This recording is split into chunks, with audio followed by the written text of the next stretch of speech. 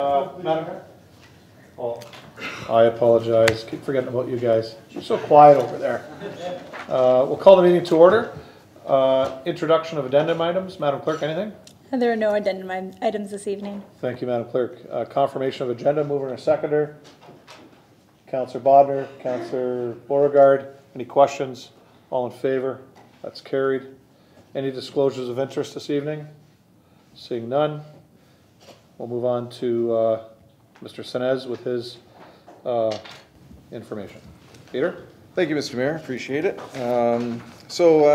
As you know, Council, I think I sent you an email after the last budget meeting, just sort of giving you a summary of what Council had done in the last meeting and where we were at, and sort of where we're going to be going for this meeting. So what I'm suggesting to the Mayor is that we move on to, we went through the operating budget the last meeting. We're not complete the operating budget, just went through what was affecting the levy and answered any questions that Council had at the time. And the fact that we haven't received any news from the province yet with regard to the provincial funding and also the education tax rates, and I know the region is still working on their budget to get the regional tax rates. What I'm suggesting is for this evening we move on and go look at the capital budget, the capital levy, and then the storm sewer levy, which is the second page of the agenda that I provided to you at the last meeting. Go through those items because the provincial funding really doesn't affect that. And then we can come back to the operating budget. And I know there was a couple outstanding items that Council was looking for some answers. One was Canal Days, which Ashley's provided a memo on the Canal Days issue. And then the other item was the community safety item that was deferred, so we can look at that. And then there's a couple other small items that I have that we can look at. But as far as making a final decision on the operating budget, we won't be able to actually make that until we know what the provincial funding is coming to the city. So, Mr. Mayor, if there's any questions, if that's the direction you want to take, then we'll move in that. Yes. Councillor Bonner. Through Mr. Mayor. Peter, did you say you're going to come back and touch on a couple of things in the operating? Correct. Okay, I'll have some questions. Thanks. Because it is just a committee meeting, you don't need to stand. That's only just council. Just didn't want to get yelled at. No, it's only, well, you would get yelled at if it was an official council meeting, but because it's just budget, it's a little bit more relaxed. Obviously, because I don't have a suit and tie or the chain on, so we'll leave it as we can be seated. Any other questions at this time? Okay, Peter, go ahead. Okay, so I'll direct your attention to, in your budget package, is we'll be looking over and reviewing pages 37, 38, and 39. And if you remember, I also gave you revised pages for page 38 and 39 at the first meeting. So hopefully Council has had a chance to review those items. And basically what you have in front of you are all of the capital items that staff have brought forward that they believe are priorities at this time for moving forward for 2019 in capital projects. So all of the capital projects that you have in those 3 pages that you saw are funded. They're all funded directly through the capital levy, which is part of the operating levy. So, it's fully funded with the capital levy, any reserve funds that have been brought forward from previous years to do some of the projects, any grants that may be available for any of the projects moving forward. And you see there was descriptions beside each and every one of the capital projects that was being proposed by all of the staff. So as you'll notice, you know, from the top, anywhere from road resurfacing to sidewalks to the downtown CIP, the first phase is included here, which would take over a 2-year period. Vehicles, equipment, museum, library, IT. You'll see a number of facility maintenance items, and since we now have a manager that's in charge of facility maintenance. They did a full review of all the facilities and came up with a number of items that they require to be done for all of the different facilities, and they're all listed.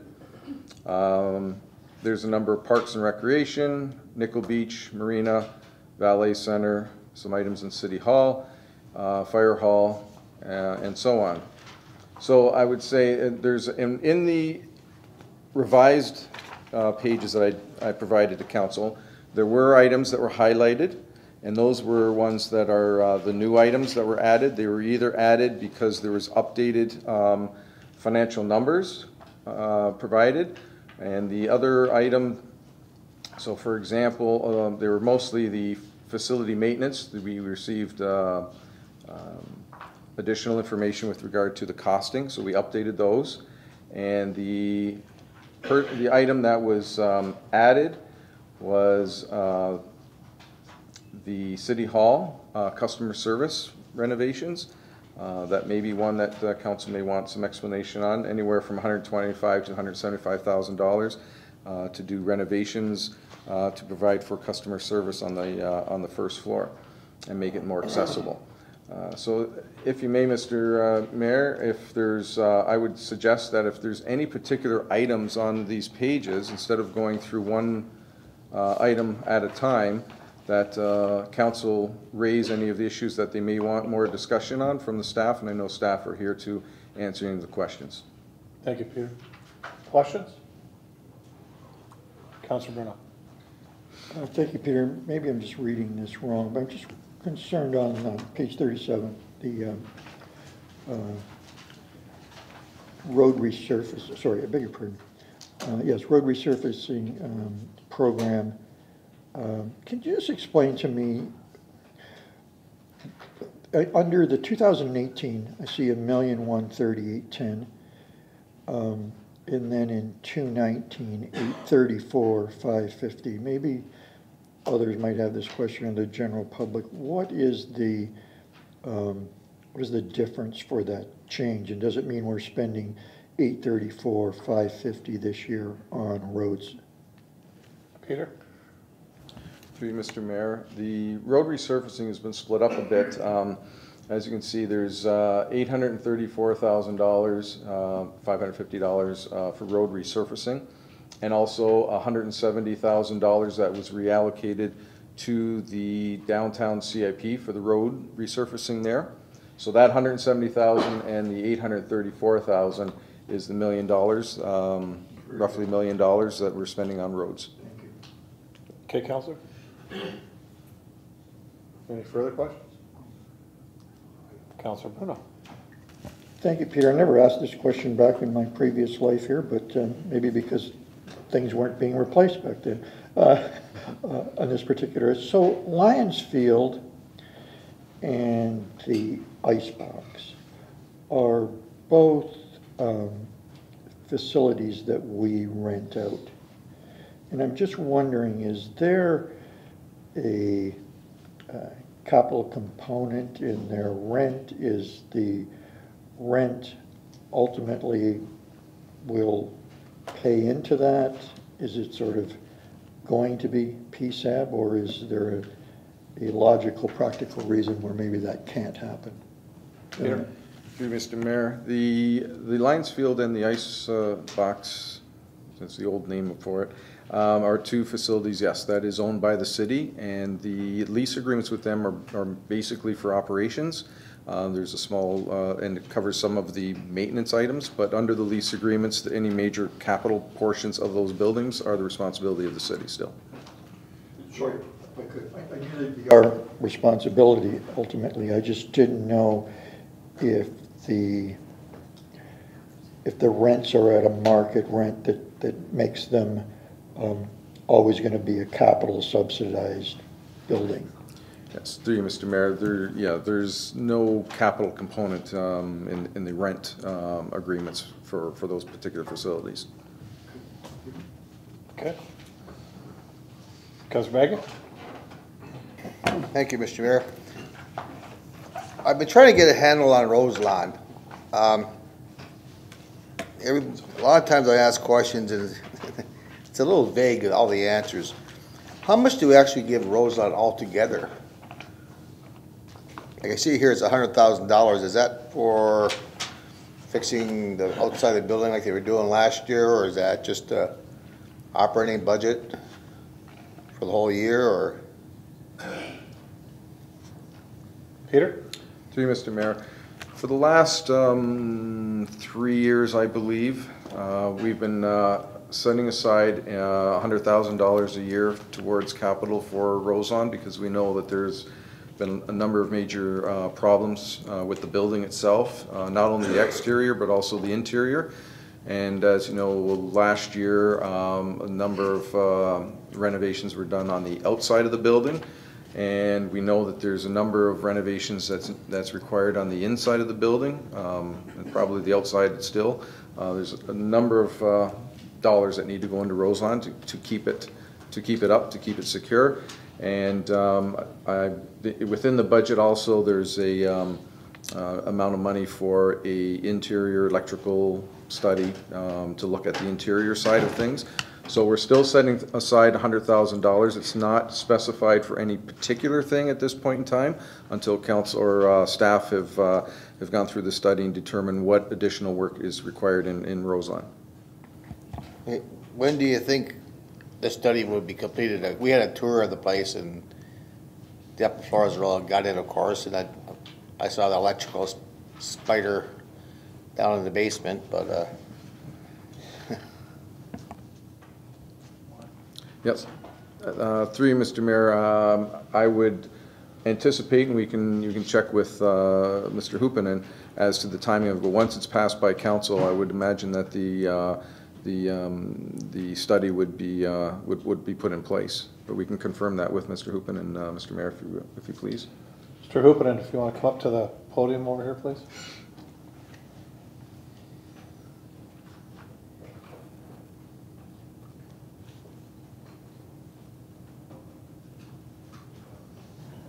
Through you, Mr. Mayor, yes, basically once we get approval on the capital budget for 2019, we'll start on any kind of studies or work that we have proposed.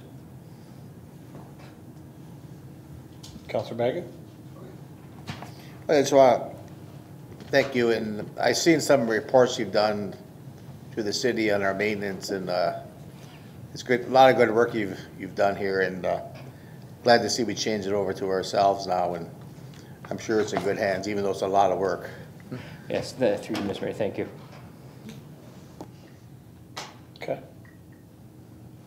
Further questions? So basically on 37, 38, and 39. Councillor Demmer? Thank you, Mr. Mayor. Through you to Peter. Peter, I was also looking at Roseland, and that $100,000 allocation, and as you said, it's an annual allocation. I would have thought that we would have taken the $34,000 in current work and taken that out of that $100,000. So I'm a little bit confused. So you're talking about $134,000 going toward Roseland this year, correct? Peter? Through you, Mr. Mayor, I believe Councillor Demery is referring to the other three items that are Yes. for the $34,000. Yes, those are very specific items that are going to be looked at this year to be completed, which is the kitchen windows, the main theater, the entrance, the roof, which has been leaking and so on, and the public announcement system, I think it is, and the yeah, those three items. So those are particular, and we have enough funds in our capital levy that we allocated it to Roseland to do those three specific items. Plus, we know that there's a lot more work that needs to be done when the study gets done, so that's why the $100,000. Okay, thank you. Peter, just on the PA system, that's the one in the dining room and the backstage lounge area, I believe so, correct? correct? Yeah, through you, Mr. Mayor, yeah, that is the one. There's two speakers in that main dining room. I think it's called the President's Room, and then there's the back bar, and then there's the other room, lower bar, I think, and then there's also speakers on the exterior patio on the east side of the building that would be replaced as part of that. Okay, good, because they were terrible the last time we had a large contingent in there, so. Good to see that. Thank you, Peter. Any other questions? Council Borgard? Through you, Mr. Mayor, to Peter. On page 38, on one of the highlighted lines, facility maintenance, it says other facility costs, updated costs, and there's not much real explanation about that. Could you expand on it? Yes, through you, Mr. Mayor. The, in the or actually, I don't know, it's about 10-page memo that Jim gave me on the facility maintenance, there's a number of smaller items that add up to the $25,700. And between probably the operating budgets of those facilities and the capital levy, so the $9,500 that I have as deferred funding, those are things that were more than likely can be done out of the operating budget side of things. So they were smaller items, a couple $1,000s here and there, type of thing that I just allocated or consolidated together for that one line item. So majority of the items in the facility maintenance memo, which are all the higher dollar values, were I segregated them out, but there were some smaller ones I just sort of grouped together, and that's what those are. So there'll be about $9,500 of work that would be looked at with engineering to come out of the different operating budgets, maintenance budgets. Okay. Thanks. Okay, thank you, Councilor. Councilor Danch. Through you, Mr. Mayor, I guess our Vale Center Depends on what it is. Yeah, depends on the question, Mr. Mayor. Yeah. just looking at some of those costs there for this roof access ladders and fall arrest cables. Sorry about that. That building's like 3 years old. Seems like a pretty huge expense to have to put into something that's relatively new. I just wondered where that design flaw came in. Mr. Hoppening? Through you, Mr. Mayor, to Councillor. I can't comment on the design flaw as I was not involved in the project during construction. It's something that we've identified in order to do maintenance to the roof system or gutter system. We need to be proper health and safety, and that's been identified through our inspections that we need to firstly install roof access ladders to get us up to the roof area, and then also have a fall arrest cable just because worker safety is our priority here. So that was brought forward this year. Councilor? I've been up on that roof there when we did a tour a few years back. I mean, I didn't find it all that bad. It seems unbelievable that 3 years later you're spending $100 grand on stuff like this. I mean, holy cow. Through you, Mr. Mayor, it's something we need to do just for our workers to be able to access that. Even contractors, we need to have that. So just legislation that requires it. Councilor, it's 6 years old. 6 years old, and I know what you're saying, but I don't think at the time it was designed, it may not have needed those. Well, the person that built that building for us is still driving around in the community, because I know I was in front of them yesterday on Lakeshore. I mean, this company's still around. I mean, what a job. It's fine. Councilor Baggio. I'd like to talk a little bit about the dredging of the marina.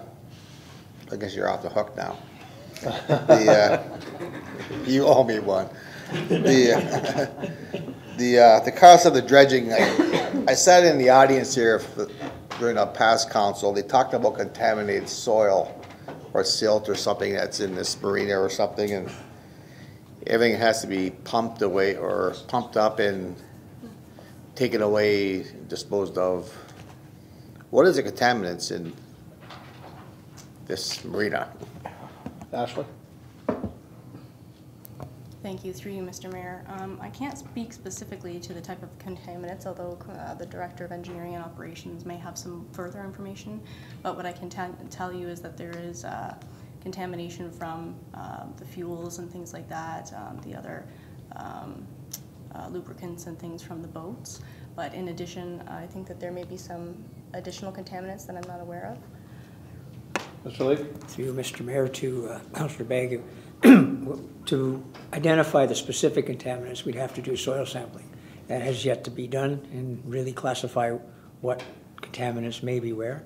But essentially, we know that there are contaminations within that, as Ashley had alluded to, stuff from the fueling as well, but also some of the materials that have fallen from the sky, if you would, for lack of a better term. So that type of contamination, we don't know the exact levels to date, but we have to assess those through a study and verify what they are, and then react accordingly based on the provincial regulations. Okay, Councillor? So yes, Mayor, so there may be sections of the marina that you can just blow over the wall like they normally do then, if I'm not mistaken, right? If it's okay? Through you, Mr. Mayor, to Councillor Bagu. Every indication we've had from the DFO and the ministries is that they won't allow us to blow anything over the wall anymore. It has to do with when the wall was built, part of the approvals process in building the wall was a fish habitat was created along the exterior, and they had concerns about us contaminating it or even eliminating those fish habitats. So that's a whole other argument that I don't think we want to have. Thank you. Councillor? Okay, Peter? That looks like it. Oh, sorry, Councillor Beauregard. Through you, Mr. Mayor, to Peter, or actually to probably Ms. Grigg. There's a line here for the Vale Health and Wellness Center that talks about washroom and dressing room tiles, and it's about $7,500. Is there another way that we can go around that, or having? It seems just like tiles are. I've been to other arenas and there's not really many tiles around, and it just seems to be there's two. It says replacement of 2 rooms per year at $3,750 per room. And it just seems like an unnecessary cost. Sorry.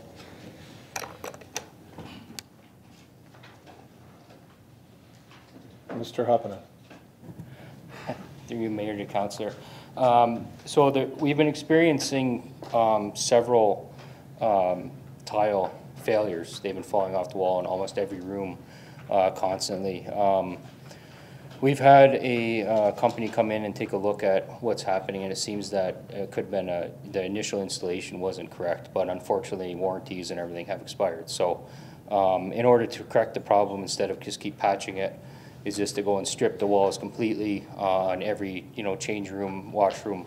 It's basically just a white tile. Their colored tile doesn't seem to be falling off at all. It's just all the stuff that was, where the white tile was used. So we don't know if it's a tile defect or anything like that, but it's 6 years down the road. We're kind of past that point. So this is, in order to correct that, put new tile up in all the rooms, every year do a couple of rooms or more if we can, depending. If we get a better price when we get approval to go forward, we'll put this out and see if we can get some good prices. Maybe we can do more than 2 rooms a year. But that's a plan going forward, and then hopefully we don't have to touch it for 20 years, 30 years, whatever. Obviously, if it gets damaged by hockey sticks or things like that, we'll have to do improvements. But also the tile that is used there is imported from overseas. So we're looking at putting a standard tile similar to what we use at our new engineering and operations center. We have these, they're about 12 by 24 tiles, so they're a big tile, nice and thick and heavy, and are a lot stronger than what's there. So that's the going forward plan if we get approval. Thank you. Okay. So essentially this is a product of problems with the construction that happened in the past of the building being built? Is that essentially what this is coming to? Through Mr. Mayor to Councillor. That's what we've seen. We've had another company come in, and that's basically what they, using their expertise of seeing failures in tile. It's just the way it was applied or installed is been the problem. So. And is there potential to go to other things other than just tiles? Is it going to be other issues that we should see coming in the future? Through you, Mayor, I don't know what other, like for the application, tile seems to be the most standard approach, I guess, probably most cost effective. There is other products on the market, but then we'd have to be stripping. In some of the washrooms it has pattern tile. that would all need to be replaced then. So we're just looking at replacing basically the white tile that's been falling off, so.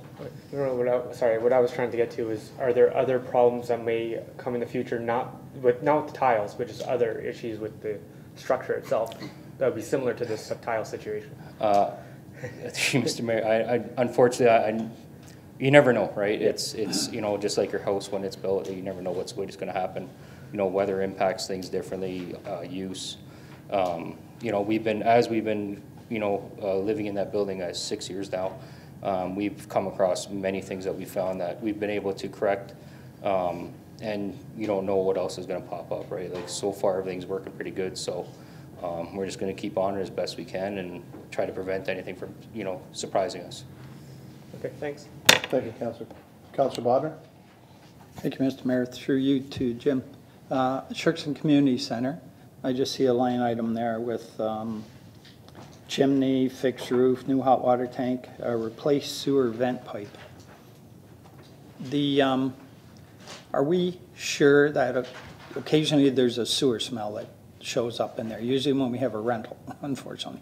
But, so are we sure it's that sewer vent pipe? And if it isn't, do we have enough money someplace to investigate this further and get it fixed once and for all? Through you, Mr. Mayor, to Councillor. Basically, we've done some investigative work, and you know, we also have had complaints about roof leaking there. There was funds allocated, I want to say 2016, that I've inherited those budgets now to address, you know, gutter issues, things like that. So we did some more investigation this summer and found that there is the sewer vent pipe, which doesn't extend through the roof, because that is the roof that is on that building was put on top of an old flat roof, and apparently they didn't extend that vent. So there is potential that the venting inside that cavity and then comes back in when you have the vents, of course. So this was look at is extending that pipe, or even, you know, cameraing that pipe to make sure it isn't cracked inside the building. If it is, we'll repair it. And then also the removing the chimney is will help prevent roof leaks where that chimney meets the roof. So that's kind of our plan, and that's what we you know, myself and my 3 maintenance staff, we crawled in that attic and looked at everything and tried to, you know, come up with the best solution to correct, you know, the roof leak, the sewer gas leak, a number of issues, right? So. Okay, Councilor? Okay, any further questions in this section? Oh, sorry, Gary. Go ahead. Thank you, Mr. Mayor. Through you to Peter. Peter, I'm trying to understand, especially in year 1 here of our term. So we're putting aside money each year in the capital reserve fund, trying to grow it to make us PSAB compatible at some point, and there's money already in that. So I understand that all these items are capital items. What I want some clarification on is, are some of these items now being paid from out of that collective fund? Is that this money? The second, well, why don't we answer that first? Yes, through you, Mr. Mayor, Councilor Bruno. Yes, there's now in our capital levy is almost $2.2 million. And that includes the additional $257,000 that we're increasing the levy for in 2019. So majority of the capital funds that were capital projects is funded out of the $2.2 million, which is a capital levy. There's $8.7 million in capital projects here, which includes the downtown CIP, which is about a $4 million project, phase 1. And there's, if you look at the very last page, page 39, you'll see across the bottom these numbers. So $8.7 million total cost.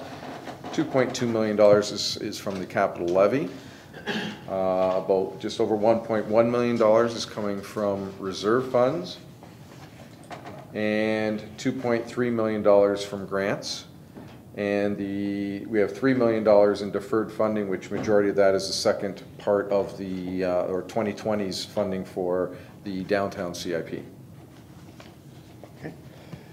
Just on that, I guess I'm trying to also understand that, for example, with the library, when a debenture expired many years ago, we left that money there. So I'm trying to get my brain around, you know, theoretically you could say the library doesn't have that leftover debenture. It could all be put in here, and when they come forward, it's pulled out of here.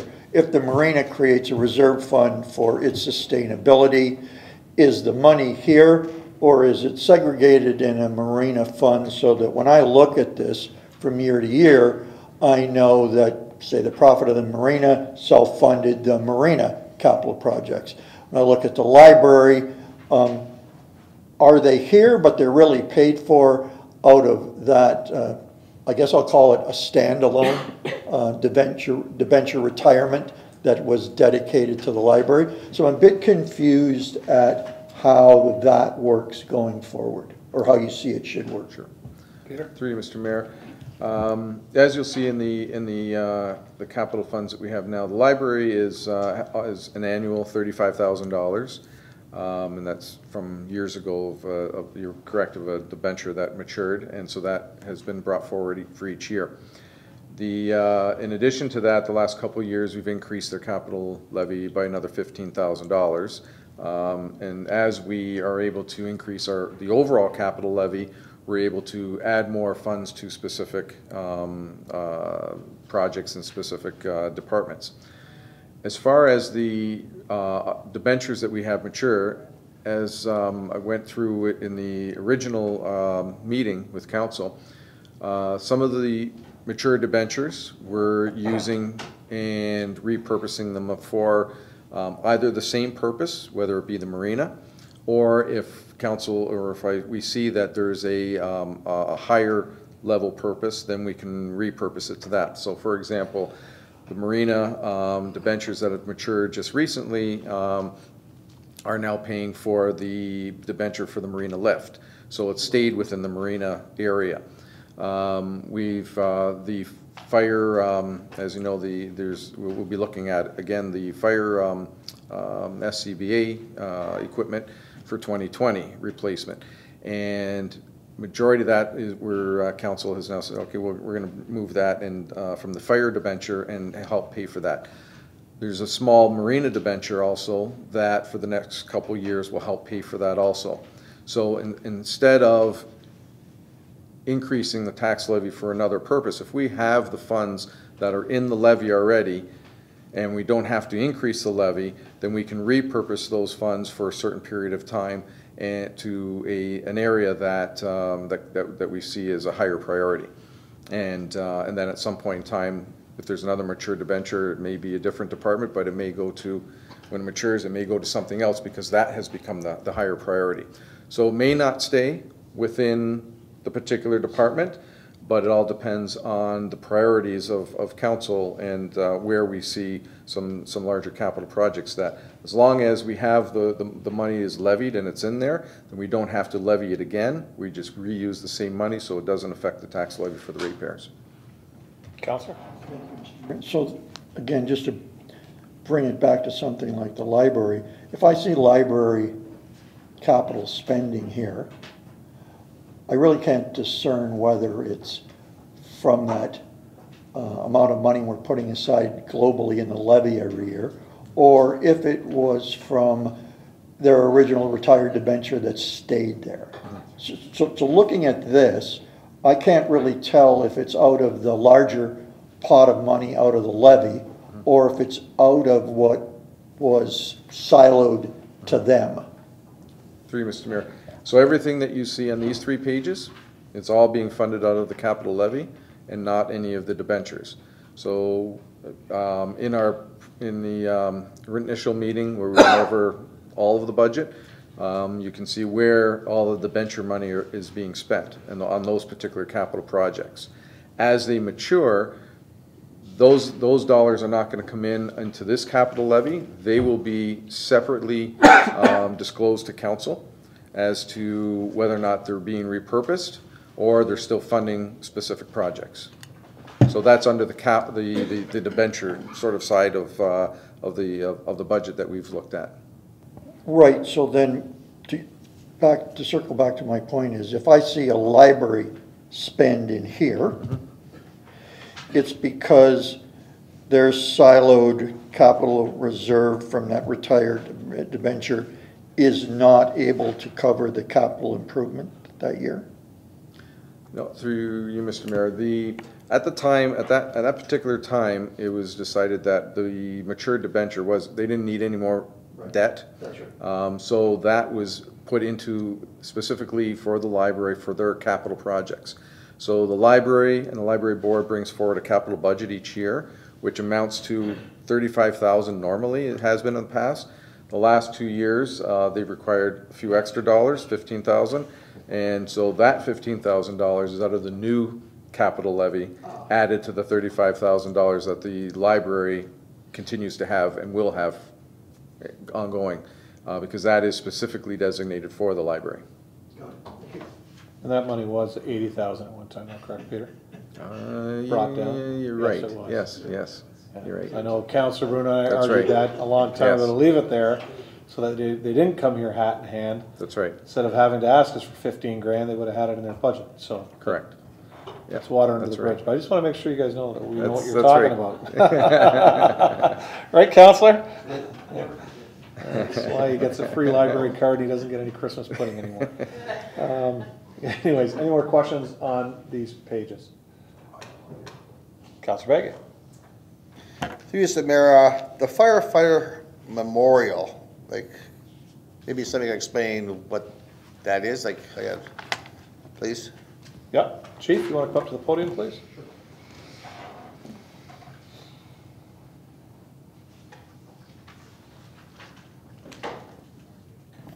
Your Worship, through to council, the memorial has been in the works for probably 2 to 3 years. We've had discussions with our personnel. We envision the memorial to be located in the area of the flagpoles, immediately adjacent to the northeast corner of the building off the parking lot. There are some memorial features to it already at time of construction. We're trying to refine that. We've been working with city staff, i.e. the Parks Department and operations, with regards to assisting us in that project. We're envisioning a cost of about $30,000 overall. Most of that will in fact be for the memorial stone itself. We've got a quote from a local provider, and basically it's for firefighters who have died in the line of duty, both for our city and elsewhere. Counselor? Thank you. I didn't know what was going on 2 years ago here, so it's good to see it's still in the works. I know the fire department is very, very important in this city. It takes a lot of money to keep it running properly. Yeah, well, like we all realize that, and we had the tour of the SCBA packs. You wanted to upgrade. Now, is that for this coming year? You want to upgrade all the packs? I know you should upgrade all the packs, not just part of them. I know it gets confusing. Yeah. Your Worship, if I could, to council. Basically, our packs are at end of life from our supplier, which is currently Scott, who are maintained by Levitt Safety out of Oakville. They're telling us that parts are minimal. I'm not saying that they can't provide them, but they're starting to scavenge parts from our packs and other packs to try to keep them in service. There has been a change in legislation with regards to the NFPA requirements from the 2216 pack, which is 2216 PSI per pack, which gives you a work environment of somewhere around 20 minutes. The alert alarm has been changed so that instead of it going off with approximately 8 minutes of air, you're now going off with about 12 minutes of air, which means our work time interior for firefighting would be reduced substantially. So we've had to increase to a 4,500 or 4,500 PSI pack, which should give us a longer working environment and added to our safety. Additionally to that, the compressor, and it looks as of last Thursday, we met with one of the suppliers. They're indicating that we're going to have to replace all the air compressing systems, including our frag station, which is a containment apparatus that you put your bottles in case one of them explodes during the course of refill. The whole thing is going to have to replace. The money that I have projected, it appears right now as though it's going to cover those costs for all of that. Counselor? All set? Anything further? Yeah. Mr. Sinez, next. Through you, Mr. Mayor, with regard to the capital levy, I would, if council is in agreement and approval of the capital projects and the funding of the capital projects for this year, then I would look for council's approval of approving this. The only thing that may change this is if, it was mentioned at the last council meeting of the $257,000 that we do have increase here, that we sort of put that sort of aside, that potentially you may look at that as to reduce the operating levy. And if that was the case when we go back to the operating, then it would just be staff's direction, I guess, staff to rejig the numbers to ensure that we have everything funded. So if it did get reduced, then we would reduce a particular project, and then just let council know what we're recommending. Okay.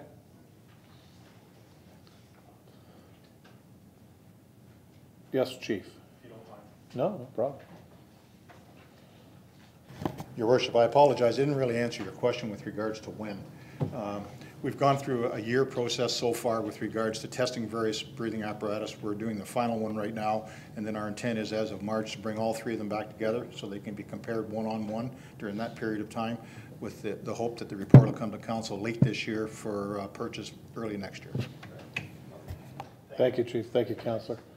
Okay, so hearing that from Peter, no further questions on that. Can I have a mover and a seconder to accept the this portion of the budget? Councillor Demeray, Councillor Bruno. Questions on this portion of the budget? Seeing none, all in favor? That's carried. Next, Peter.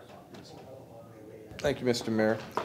So if you look at your the agenda that I provided you last time, the next item would be the fire equipment replacement. Looking for council approval, and that is page 39A in your package, which was provided to you as a supplement. And let's see if I can find it. 39A and B.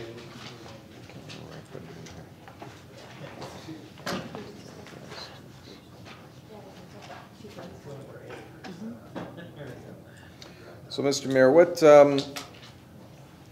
this is with regard to the fire equipment replacement, and as mentioned in the overview, the self-contained breathing apparatus is the first item, which is it is a 2020 expenditure, which is $450,000 being estimated, and our recommended option, which council has already approved, the Operations Center final debt amount of $114,000 to come out of the fire hall debt payment of $306,000. So that left a balance of $192,336 in 2019 to be funded or to help fund the $450,000 in 2020. So it would be set aside in a reserve. And then in 2020, the balance, that same balance, would be available for $192,000. And in 2019, as I mentioned before, we have the marina debt payment that's matured in 2019, that be allocated, and that would provide almost $458,000 to cover the $450,000 expenditure for 2020. That would leave the marina debt available in 2020. And the remaining fire hall debt payment would be available in 2021 of the $192,000. So basically, then be looking at approval for that type of financing for the $450,000. That way, it does not affect the levy in 2020. The option 1A that you see is an option that, depending on what the provincial funding is, then this would be the funding solution if the funding from the provincial government is reduced in our operations. So with that, if the OMPF funding is cut out by the province, then the funding formula would be that the fire hall debt payment for 2019 and the marina debt payment for 2019, which equals $265,000, that would be set aside and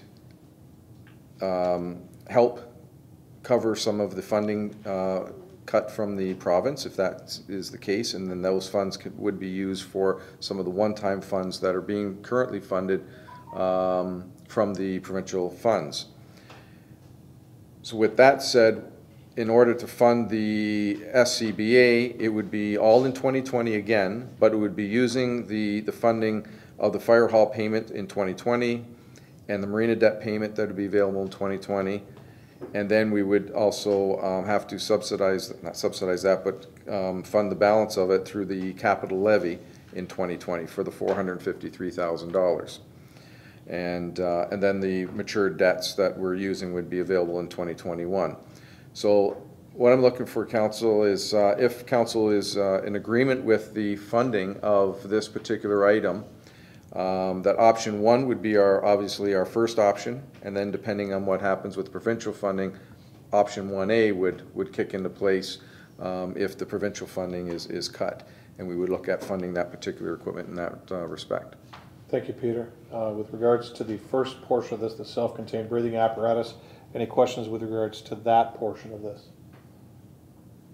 Seeing none, okay, Peter? And the second item is this would be an expenditure in 2021 and 2022, and I know that this is sort of going into the future of the term of this council, but it is a replacement that's going to be required for engine 2, and due to the fact that we have a couple debentures maturing in 2021 and 2022, one being a fire vehicle in 2022, and the other in 2021 is the renovations we had at City Hall. So what I would propose to council to approve is that instead of going again back to the ratepayer and increase the levy, that we have the funds available there, that we would debenture for the fire hall or the fire engine number 2 for the $550,000, or the dollar amount that it comes in at that time, because obviously this is an estimate, we're a few years away from that. And then we would use the payments that we already have in our levy for those particular debentures to have another debt and debenture that would then cover that cost, and would be again no increase to the tax levy at that point in time. So I'd be looking for, if council is in agreement with that, looking for approval of those 2 items, Mr. Mayor. Okay, on the fire engine number 2, questions? Councilor Dash. Chief, sorry, through Yeah. you to the chief.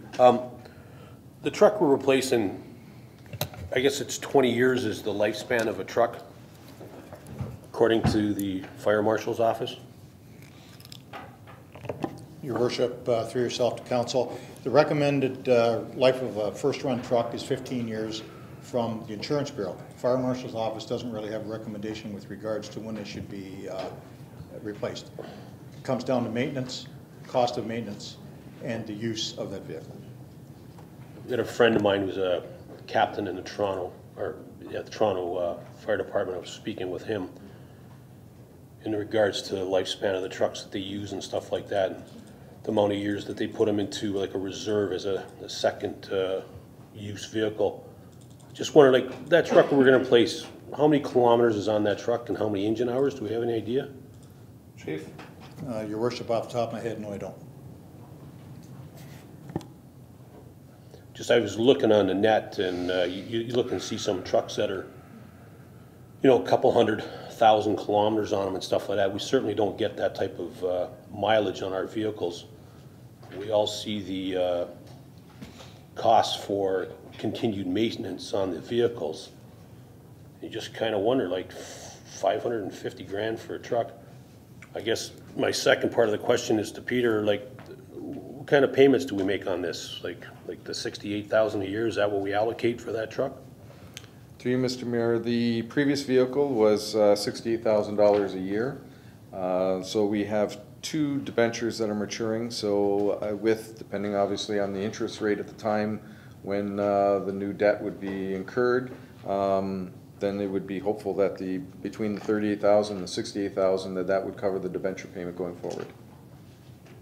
Councilor? I'm looking for an email. No, it seems so unbelievable that we pay that kind of money for a truck. We maintain them, we wash them, wax them, we keep them inside, and for whatever reason we get 15 years out of something where a company vehicle in some places a business lasts a lot longer than that without the maintenance and kind care that they're given. So I get blown away when I see the cost of these things. And I wish I could find this email that I got from my buddy there, but just kind of wondered, like I say, I thought it was about a 20-year lifespan on those trucks, but I guess if that's what the boys need to keep us safe at night, I guess that's what we have to buy. Unless you have an alternative. Well, there's all kinds of recommendations. Oh, I know, but if you can bring them forward, it would maybe help the rest of the council, Let that's me all. look at this again. Yeah, that's all. I mean, it's not till 2021 to 2022, so. you got Your lots of worship, time to if I could just take Yep. a second, just a slight correction. That vehicle will be 21 years old when we do replace that truck. I think it's important for council to understand that we have two first run fire apparatus with regards to normal fire operations. It's important that we keep our vehicles in good shape, which we certainly try to do. We spend quite a bit of money every year on keeping them in that shape. But more importantly, technology changes, various things come into play which make them more effective in the fire ground, and we try to keep up to speed on those types of things. The idea is it's now a second run truck. When it goes out, the truck that's now a first run truck would come into play as a second run truck, and the new truck would then take over the majority of the calls. Yeah, okay. As I said, we've got a little bit of time on that one, so. Okay, so any further questions with regards to that? Okay, so you want, so 39B, Peter, page 39B, that's,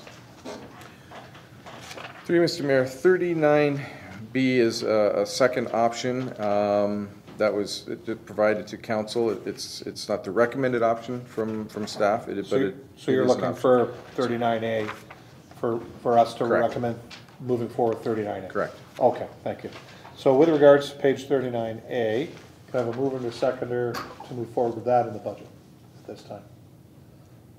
Councillor Bagu, Councillor Demaray. Any further questions? Yes, Councillor Bodnar. So on the fire engine number 2, no, we're voting on this knowing that council of the day could rejig that or whatever. It's just a suggestion. Okay, thanks. Yeah, just planning for the future. But if Councillor Danch brings more information forward or an alternative that may work, I mean, I have no issue with that, so. You know, with any councillor at any time, so. Okay, question to this, Councillor Bruno?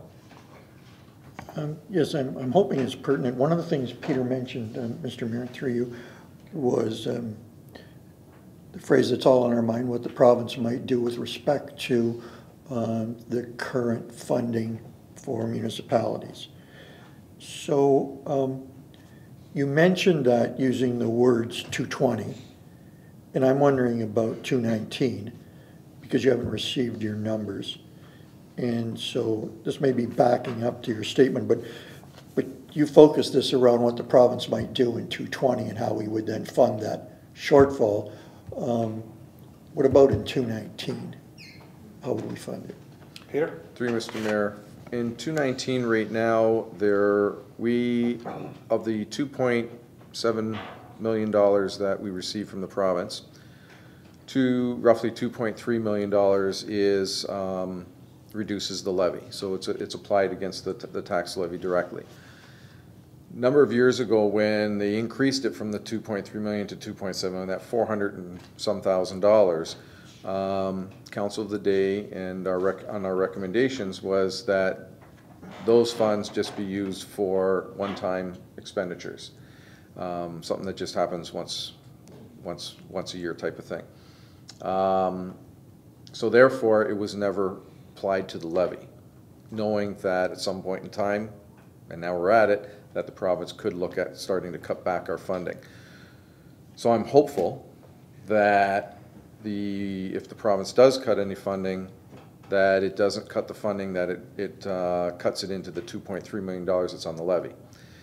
If it does, obviously, is more than $440,000, then it's going to cut into our levy, and our levy will have to increase due to the fact that the provincial funding is lower than the amount that we have in our levy.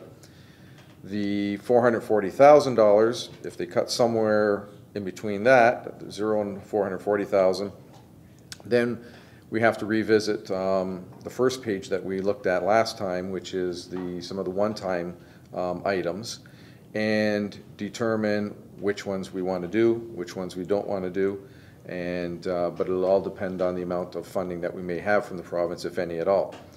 So the option 1A that we have in front of you with regard to the SCBA provides $265,600 that can be used towards one-time funds in 2019, depending again on the amount of funding that's cut from the city, from the province. So we have $440,000 for one-time funds. If they cut it all, then we have $265,000 instead of $440,000 to determine which items of those items that council wants to do, which ones are going to be deferred. And that's something that we'll have to come back to at the next meeting. As I mentioned at the beginning of the meeting, that we're going to be coming back to the table again once we know what the province is doing for us. Okay, Councilor? Just this last one on this. Is there going to be a day when? Is this to do with 39A though, Councilor? Yes. Okay. Yeah. Just making sure. Yeah, no.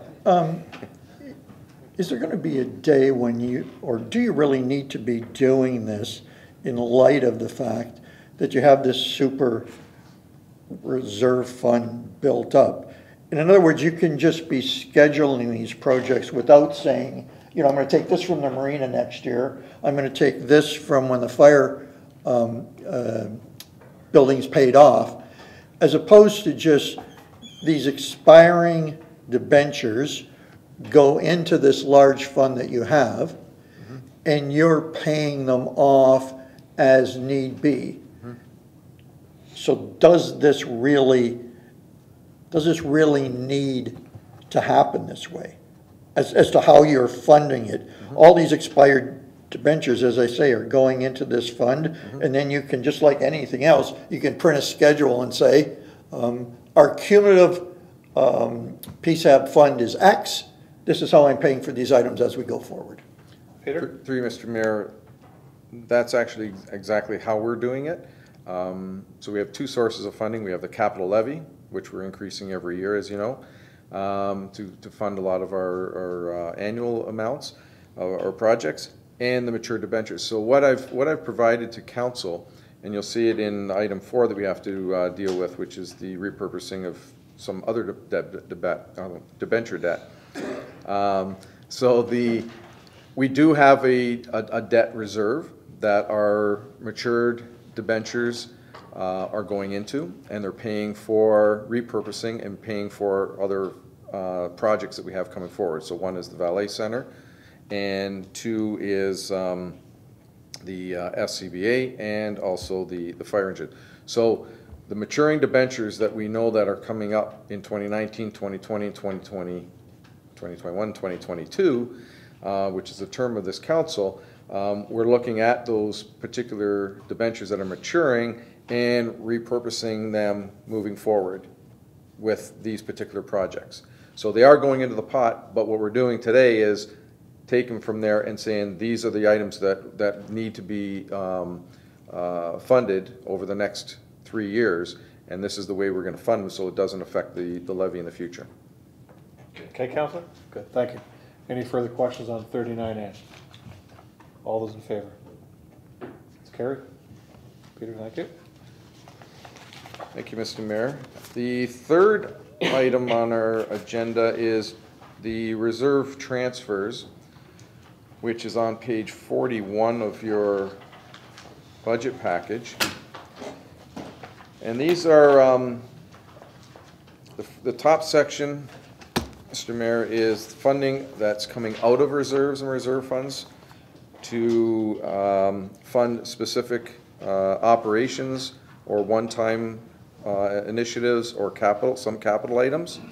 And at the bottom half of the page, transfers into reserves. These are annual amounts that are in our levy already, and this is just showing council what reserves that they are going into for future projects. For example, we budget every year for elections, so $30,000 for election. It used to be $25,000. We've upped it by $30,000 because we know in 4 years costs go up and so on. So we try to accommodate for that. New iPads, things like that. So you'll see the items that are there, and just looking, all these particular items are already included in the budget. And as long as council is comfortable with these particular items, then we would just look for council's approval of these, and they would continue to stay within the budget. Okay.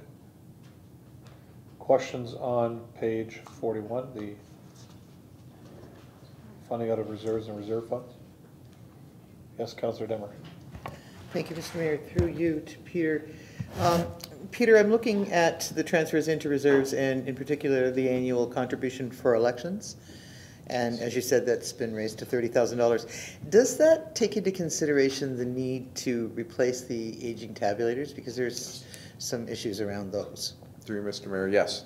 It's one of the reasons for the increase from 25 to 30,000, so that at the end of this term, and as you know, the iPads and tabulators, they're only good for 4 or 5 years. Yes. So there would be funds available for that for the next new council.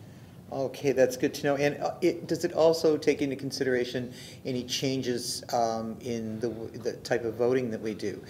Mail-in, online, that sort of thing that could be changed. We never know how that's going to do. Yeah. I know that is one item that Amber, our city clerk, is looking into and going to be reviewing over the next little while, and so that if there needs to be a new system put in place, new tabulators and so on, then that will be an item that we would look at. Can it be funded out of the amount that we're budgeting annually, or will we have to increase it maybe next year a little bit to account for that? Because we do budget for this over the 4-year period. Very good. I'm glad to hear that. Thank you. Thank you, Councillor. Councillor Baggett. Thank you, Mr. Mayor. Through you, Goderich elevators. If I remember right, previous council has taken money out of a reserve for the eventual decommissioning of the elevators. Is there any plan to put some of that money back at so much a year, or is it just that money's always missing out of the pot? Peter. Through you, Mr. Mayor. Currently, we have about, we've accumulated about $900,000. As you know, we did spend some of it to tear down some of the legs of the Goderich elevators. So we have about $900,000 remaining in the reserve. We do have that invested so that it gains interest on an annual basis. But there are a few particular items that, revenue items, that we are putting back into the reserve. One being, we have a lease, or the additional lease payments that we are receiving from Goderich. They're not called the Goderich elevators anymore. They're P&H.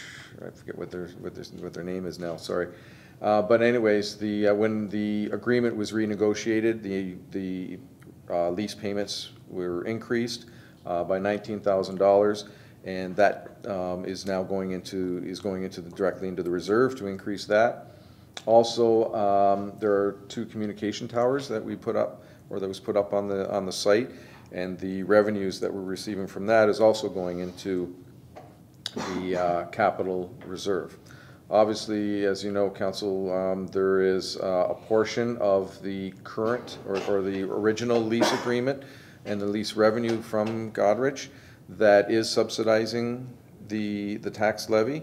I believe the net amount, because we also put $85,000 a year back into the capital of the facility, and there's approximately, I believe, about $60,000 that's subsidizing the tax levy. So that would have to be a decision of council whether or not you want to take that $60,000 and put it into the reserve, which would then obviously increase the tax levy by $60,000. Thank you. Okay, Councillor. Any other questions on page 41?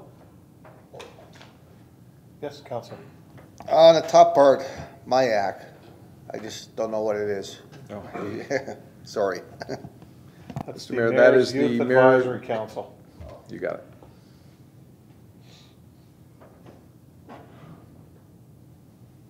Which is being resurrected. Let us get through budget first. Okay, Councillor?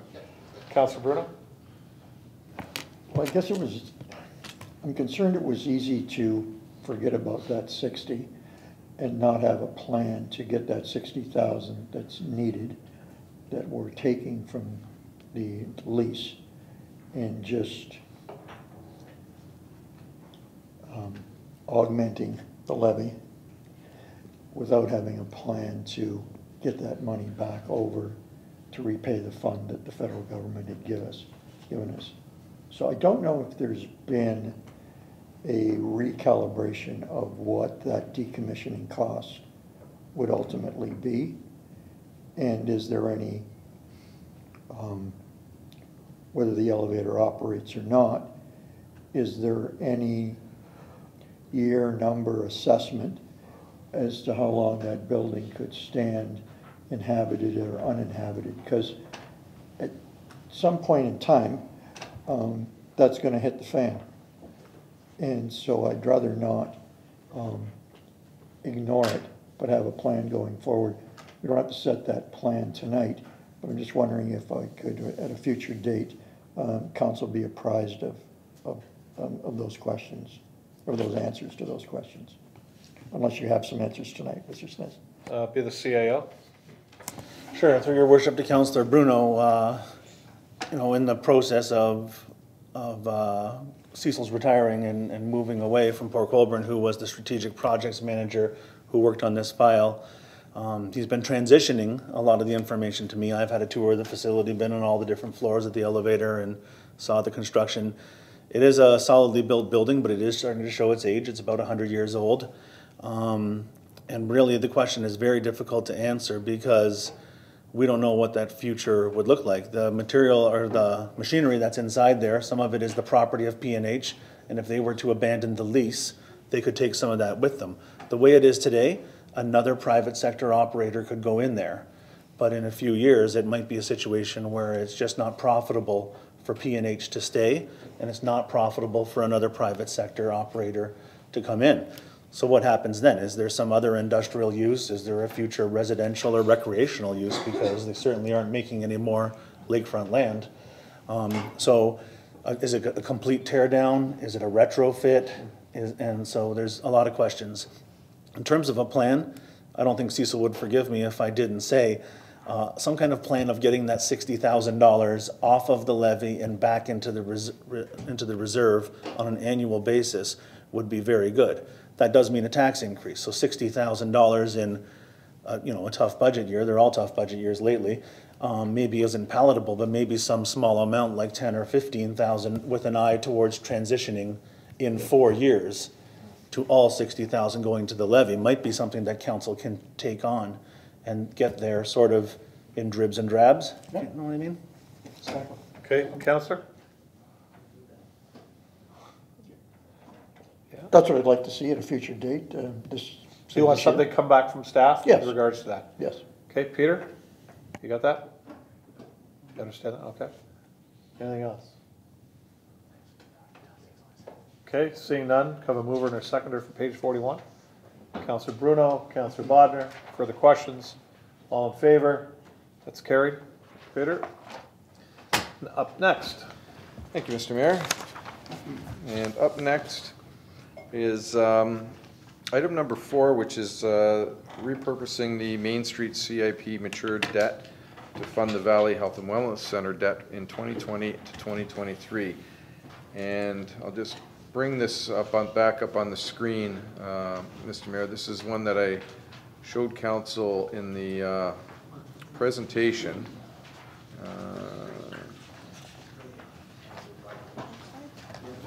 Which side? What do I do here? Yeah. Okay.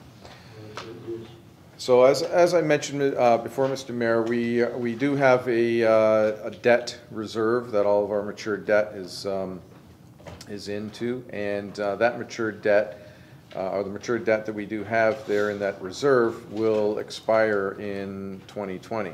So unless we receive, or we have a new agreement with Valet, in which case we receive future funding annually, or a new sponsor. What I'm looking at here is, again, just looking to the future to ensure that we have funding in place to cover our costs and our debt. so that there is no increase to the tax levy going forward. So in 2020, we do have debt that we have already incurred, which was purposed to the Main Street. It was the Main Street CIP.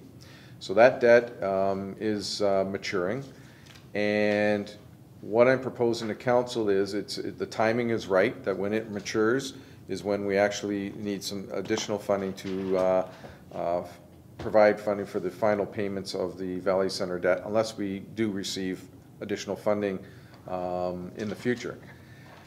So with that said, in 2020, we're going to require about $257,000 is still going to be required to fund the Valley Center debt. So what I'm suggesting now, Council, is that, again, to fund this for the future, is to have a plan in place, and that this plan be that when the matured debenture for the Main Street CIP comes due, that we repurpose that towards this particular debt, so we don't have to increase the tax levy to fund it. And that would take us to 2023 using those funds. And then those funds, that $210,000 that you see, will be then available in 2023, again, for a new project. So I'm just looking for if council is in agreement and approval of this particular funding formula to ensure that we have this covered off going into the future.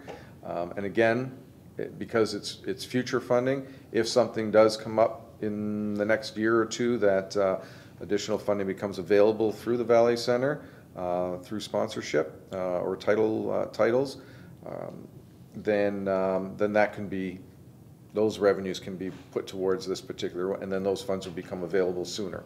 But at least we'll have a plan in place to ensure that it gets funded. Questions? Councillor? Thank you, Mr. Mayor. Through you to Peter. Peter, is there a plan in place that will allow for to sell advertising space in the Valley Center? Through you, Mr. Mayor, yes, it was looked at about a year ago, and I believe it is part of the Parks and Rec master plan that they're going to be looking at for that particular item. Okay, so past plans are sort of tabled and we're looking at a new plan? Okay. Through you, Mr. Mayor, to Councillor Desmarais. That's correct, yes. And also the city we have a new staff member on board that's also part of the position is to take a look at sponsorship, and as part of that, it also includes advertising opportunities. That's all good news. Thank you. Thank you. Okay, seeing none, move over to accept this from Peter. Councillor Bruno, Councillor Beauregard, any further questions? All in favor? It's carried. Next, Peter. Thank you, Mr. Mayor.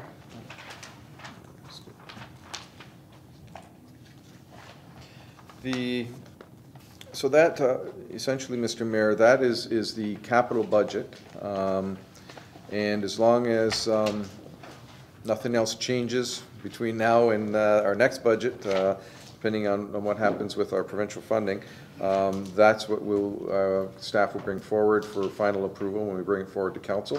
So that covers off the capital budget, the fire equipment reserves and reserve funds, and repurposing some of our debt. The next item for council to review is the storm sewer budget. So if you remember in my initial presentation, we talked about creating a storm sewer budget, and council did approve of the storm sewer operating budget of $185,000 to come off the levy, which council did last meeting. And with that being approved, we have to create a storm sewer budget and a funding source. So as we described in the initial meeting that we had with council, the storm sewer flat fee schedule that's on the screen would be, we'd be looking for any questions or council approval of this particular funding formula to go forward for 2019. So what we would do is this would be the particular fees that would be attached to, we would actually put them on the, add them to the property tax as a storm sewer funding fee. It is not a levy, but it's a flat fee. And this would raise $740,000 annually. And if you remember, the next screen was sort of the budget highlights. So in the first year, which would be 2019, that we would collect approximately $740,000, and that would cover the operating expenditures of $185,000 for storm sewer, and also the city storm sewer fees of $30,000, because we have to contribute to the storm sewers just as well as the residents. And that provides approximately $525,000 available for capital, of which we know we have the Nickel Area Storm Sewer debenture and debt that we are paying $300,000 starting in 2019. So that will cover that cost and leave us with $225,000. Going forward, obviously there would be cost of living increases going forward, but it would, as we see in this 10-year plan, the capital funding would accumulate to do other storm sewer projects, and also be able to afford future debentures to do larger projects and larger works for the storm sewers, and it would fund the debentures for those. So that would be the funding formula and plan going forward. Obviously, each year it would have to be tweaked as we go forward, and but this would be the formula for it. Councilor Bruno? Thank you, Worship. When this was first brought to our attention in our first meeting, 3 meetings ago, it struck me as an ideal way to get works done that have never been done and we're never going to get done without it being increasing the levy or having a plan. And so now we have a plan. What I'm uncomfortable with is that we're going to be launching a line item box on a tax bill, and we're going to put that box in the urban area tax forms, and we're going to pay for the maintenance of the existing storm system and the ability to fund new pipes in the ground. I think it was a good idea to take the maintenance of same over into this fund.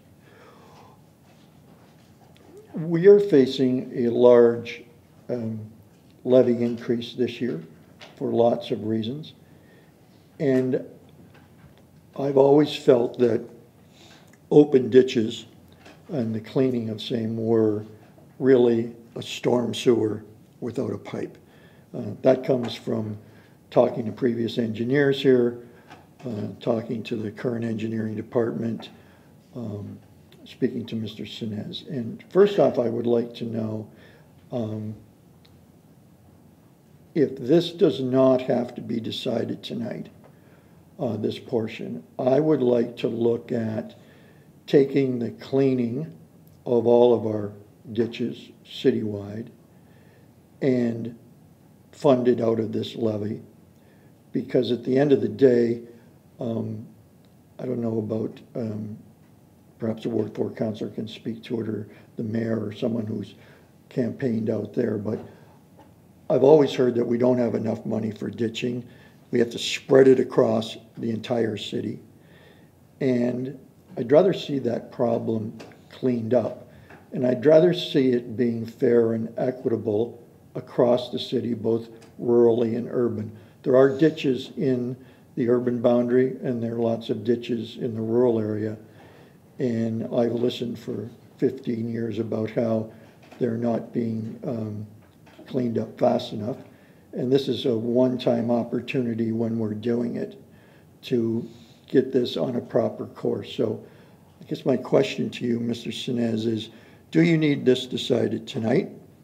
And my second question to you or Mr. Lee or the Peter or the CAO is could we look at the cleaning of all our ditches to be funded out of this levy so that we're dealing with storm sewer, both open and piped, all in one swath, and dealing with the methodology to keep it clean, maintained, and take this off the levy, so that there's also flexibility with that fund, that if there is ditches to be cleaned or issues that have happened, there's a fund to dip into, rather than saying to the taxpayer, sorry, we can't get to it this year, we're out of this year's levy amount.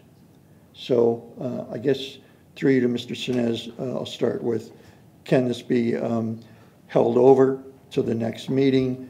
And could we deal with, I'd like to know how much it costs to do ditching, and from Mr. Lee, and if that could be incorporated into a plan, and if any other councillors have that, I'd appreciate them weighing in. Peter? Yes, through you, Mr. Mayor, Councillor Bruno. No, it doesn't have to be decided this evening. We know we're going to have another budget meeting. So it is something that can be further reviewed and looked at. The ditching budget is approximately $235,000. That's in the tax levy right now. And with regard to how it may be distributed and allocated within this particular storm sewer budget, I'll have Chris sort of speak to that. But I do know that what we would have to do, obviously, is look at or increase the fee structure. Because in order to cover the $235,000, if you look at the first year, we only have $225,000 remaining for capital purposes. So obviously, we'd have to have a funding formula that would have to change the fee structure that we have here, and look at increasing that in order to cover the cost of the $235,000 that we would need to have in this particular budget versus the operating budget. And that would have to be something that would have to be looked at through Chris's department with regard to rural versus urban ditches, and come up with some type of formula there.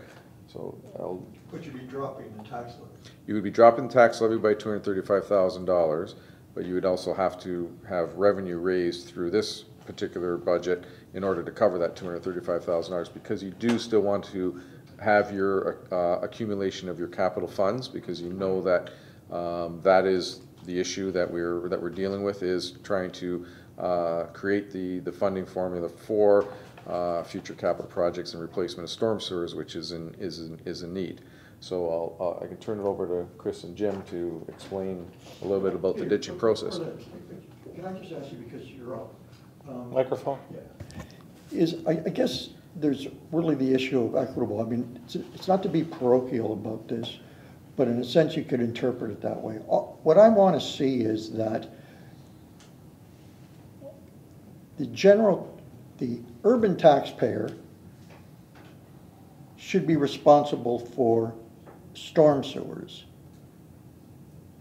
and the rural taxpayer shouldn't. On the same hand, the urban taxpayer shouldn't then be responsible for what is the storm sewer in the rural area on the levy. So the urban taxpayer is hit on both. And I just want it to be fair and equitable. I don't want people to be paying what they shouldn't be paying for, and I don't want somebody else to be paying part of another area service, because like water and wastewater, it is right to proportionally bill it to who does it. And so I can't see one thing being paid for out of the levy and the other not, when they're essentially storm water management, storm sewers. So I just wanted to throw that in, because it's about being equitable, and it's about getting the job done, which isn't getting done. Thank you. Peter? So, yeah, through you, Mr. Mayor, to explain that process, I'll turn it over to Chris and Jim. Through you, Mr. Mayor, to the rest of council, and Councillor Bruno in particular. Historically, by definition, storm sewers have been essentially an enclosed pipe. And in the rural area, there are small sections where that has happened, but it usually happens in the case of a municipal drain where it goes through an area that is built up that has to be enclosed. So I guess comparing a like to a like, a municipal drain would be very similar to a storm sewer in a city. In the past, and it has always been this way in the rural area, under the Municipal Drainage Act, the individuals or properties within that specific watershed have paid and always have paid for any works, maintenance, reconstruction, reports, or whatever. So that controls the process in the municipal drain. We've never had a mechanism like that in the urban area, and essentially this levy that we're looking at creating is something of a very similar scenario that eliminates the whole need for the reporting and the process that is involved with the Municipal Drainage Act. We've always, as a municipality, and most municipalities in Ontario, my understanding is of the same opinion, is that ditching was a separate entity because you could have ditching in the urban area as well as in the rural area. So you can have, by definition, say Barrack Road, which is in the urban area, has roadside ditching, or 2nd and 3rd Avenue. So it has never been specific to one, I guess, classification of property, urban versus rural. So we've never had that separation or tried to combine those. It's always been a separation. I think before we get into any discussions on how we want to implement this, I think there's a whole lot of thought process, research, numbers. We have to come back with an idea on what's a fair and equitable way to do it. I know that staff has spent a great deal of time on the storm sewer capital funding that's in front of you right now. It's actually been a couple of years in the making, trying to get data, information, looking at what other municipalities have done, the process involved in that. As Peter had alluded to a couple of meetings previously, that after it was all said and done, we actually came out in about the middle for pricing and cost, which we felt fairly comfortable with, which is why we made this presentation. I think there's a lot more thought that has to go into addressing and possibly venturing down the road that you are suggesting. And I don't think there's anything else we can do at this time. Right now would be speculation to try to assume that we can just make it a across-the-board scenario. I think we have to have further discussions on that. That's, I think, my opinion on it. Chris, I mean, you brought in the municipal drainage, which comes under the Drainage Act. We've all sat around this table, well, most of us, with regards to that. That is a self-sustaining, payable by each landowner that puts water into that system. So those go on from year to year, decade to decade, whatever it is, and they pay for that. Once that whole tribunal's finished, they come up with a plan, they fix it, and everybody puts their money in. However, we do have ditches, not ones in urban area, but in the rural area, that don't come into play with regards to the Drainage Act, correct? To you, Mr. Mayor, that's correct. So those have to be maintained. Correct. The issue, though, and I'm sure Councillor Bodner, being the longest-serving councillor for Ward 4 that sits at this table, and myself this past election, and I know I heard it at a lot of doors, was the fact that we've got all these ditches out here, and I did my explanation like I just did, that you've got to pull the two aside, because it is apples and oranges, because one does pay for itself. It doesn't come off the tax levy. However, the other one does.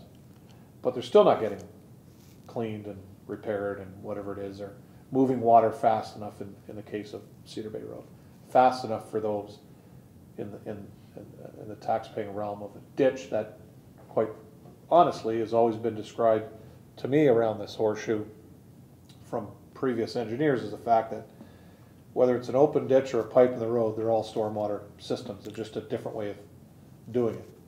Because as I knew when I grew up in Port Colborne, we had a heck of a lot of ditches in Port Colborne before any pipes are put in the ground to carry away the rainwater. And hence those ditches have been filled in.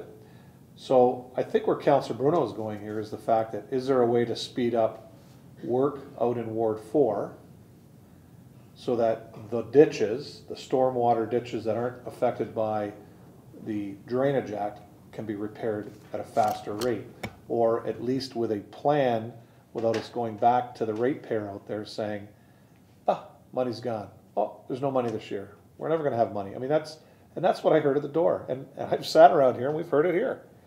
So, you know, I do think it's a good idea, but I don't want to start confusing it with the Municipal Drainage Act. I want to pull those two apart. We must know exactly what miles of ditching we have in Ward 4 that are levee and which are tied into the municipal drains that run through farm fields and properties, and then there are some of the ditches that connect to that are part of that storm management system, or water management system, I should say. So we should be able to pull those apart fairly easily, I would hope, and then move on with something that, take it out of the tax rate, put it into a stormwater management levy that hopefully can allow us to move forward faster with the repair and replacement and whatever it is we need to do in ditching, and not just in the urban section, but in Ward, specifically in Ward 4. Because either that or we up the levy and everybody throws into that. So, as I say, if we can pull those two apart and not confuse them, is there a way to do that a lot faster than what you just told Councillor Bruno? Through you to Mr. Mayor and the rest of council. I don't disagree with your approach in any way, shape, or form. I just think that we, as a city, I think we need to sit back and take some time to analyze what this is so that we don't use the wrong number, either overfunded or underfunded. I think we have to try to be, as Councillor Bruno says, as honest and straightforward in this process as possible. That process, though, I think is going to take a few months to sit down and really figure out where we want to go with this, to what extent, what is a comfortable level of the ditching that we want to deliver to the constituents, whether it be urban or rural. Municipal drains, just as a clarification, are not restricted to the urban area. We have municipal drains within the urban area as well. The Eagle Marsh drain is a classic example. So the two actually... No, but traditionally you don't. Yes, but yeah. the two do intertwine, and so it's never been sort of a black and white scenario. No, I just mean out in Ward 4 yeah. with regards to municipal yeah. drains. Like, we know which ones are our drains out there. The Beaver Dams drain, the Widno drain, and the Michigan drain. And we know those pathways from north to south and what ditches may be a part of that actual main drain system. However, if you go down certain roads, those ditches don't feed into a municipal drain, they just go out to the lake. And Cedar Bay comes to mind because we spent a ton of money on that a number of years back, fixing the outlet at the end of Cedar Bay and Vimy Road. So that's really where I'm getting at. So that I know what you're saying, but does it really need to be mixed in Ward 4? To you, Mr. Mayor, and the rest of council. I don't necessarily mean it has to be mixed in, but I think that there's a process involved in here that we want to be cautious on where we venture with this and how we do it. It's not that it can't be done. I mean, it's not an unrealistic goal. It's actually a very good idea, in my opinion. It's just how we go about it. There may be some ups and downs in that process of how we go about this. I'd like to have some more thought involved in it as opposed to just off the top of my head saying yay or nay. But I think we have to evolve this further as a group and decide how we want to go with this. I don't think it's impossible. I don't think we should discount it in any way, shape, or form. But as I'd alluded to earlier, we got to be careful we don't jump into something that we don't want to get pushback on, that somebody accuses us of doing a double dip or something of that nature. We don't want it to look at that in any way, shape, or form. No, and I truly understand that. And actually, Councillor Bruno and I discussed this because after this came forward to us, you know, the wheels started going like in all of our heads, and you know, those are issues that came forward. However, as opposed to waiting 2-3 months that you can get a really good handle on it, you know, we have so much money that we're spending now. We could still move forward with this with the numbers we have, because we don't really know in the urban portion if it's the right number today. I think it's a really good guesstimated number.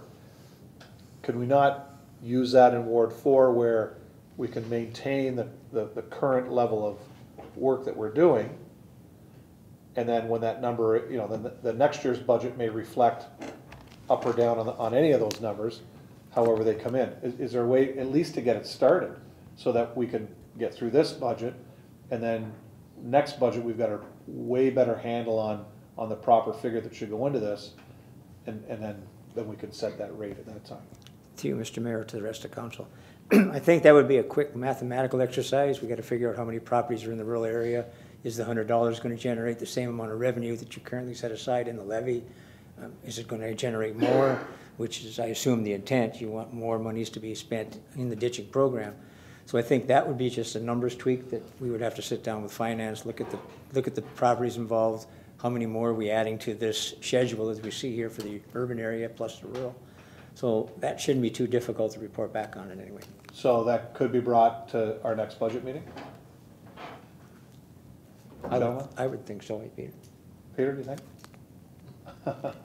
Depends when the next budget meeting is. Yeah. Well, Yeah, through you, Mr. Mayor, definitely it's something that we can, Chris and I and our staff can sit down and review. And, you know, it might be, and correct me if I'm wrong, in reading what you were saying, Mr. Mayor, is that with the possibility of the current fee structure we have now, I think what you're saying was, would it be able to handle for the first year both the storm sewer budget and the ditching budget for the first year until we get a revised fee structure for 2020, for example, and going forward, and working out the details of the ditching?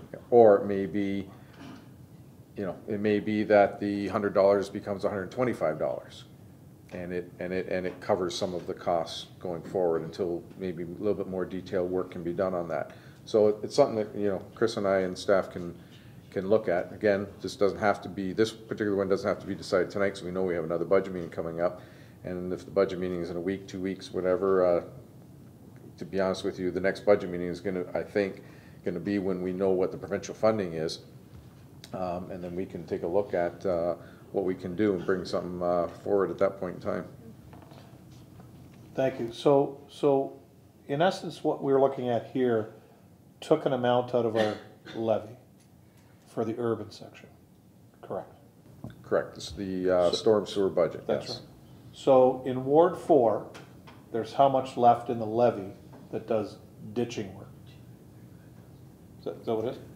There's three, Mr. Mayor. So the storm sewer, which is just the urban area, is out of the levy, so there's nothing related to the rural area. Obviously, the ditching is a sum of money that's in the budget, and depending on which ditches are required to be done in any particular year, could be some in the rural area, some in the urban area.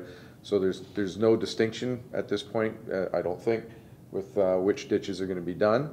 But again, it depends on the plan for 2019 with the $235,000 that we have there. So the 235 left in the levy would come out of the levy. Would come out of the levy. And you would hope that within all 4 wards, a fee structure could be built that would not only pay for what you're doing now, pay for more work going forward, and any major projects that you may have to debenture, it would pay those debentures as we go forward. I think that's what you're looking for, yeah. So the 235 is the correct number. And I think my counselor over here said that, right, counselor? Yeah. It's approximately Yes. 235. In the ditching budget. Just in ditching, yes, which doesn't seem to be a lot. I know I have Counselor Bodnar up. Just on this specific issue? Just before my head blows off. Go ahead. Okay, so first of all, we got to decide whether storm sewers are municipal drains, which I really think they are, and they're not ditches.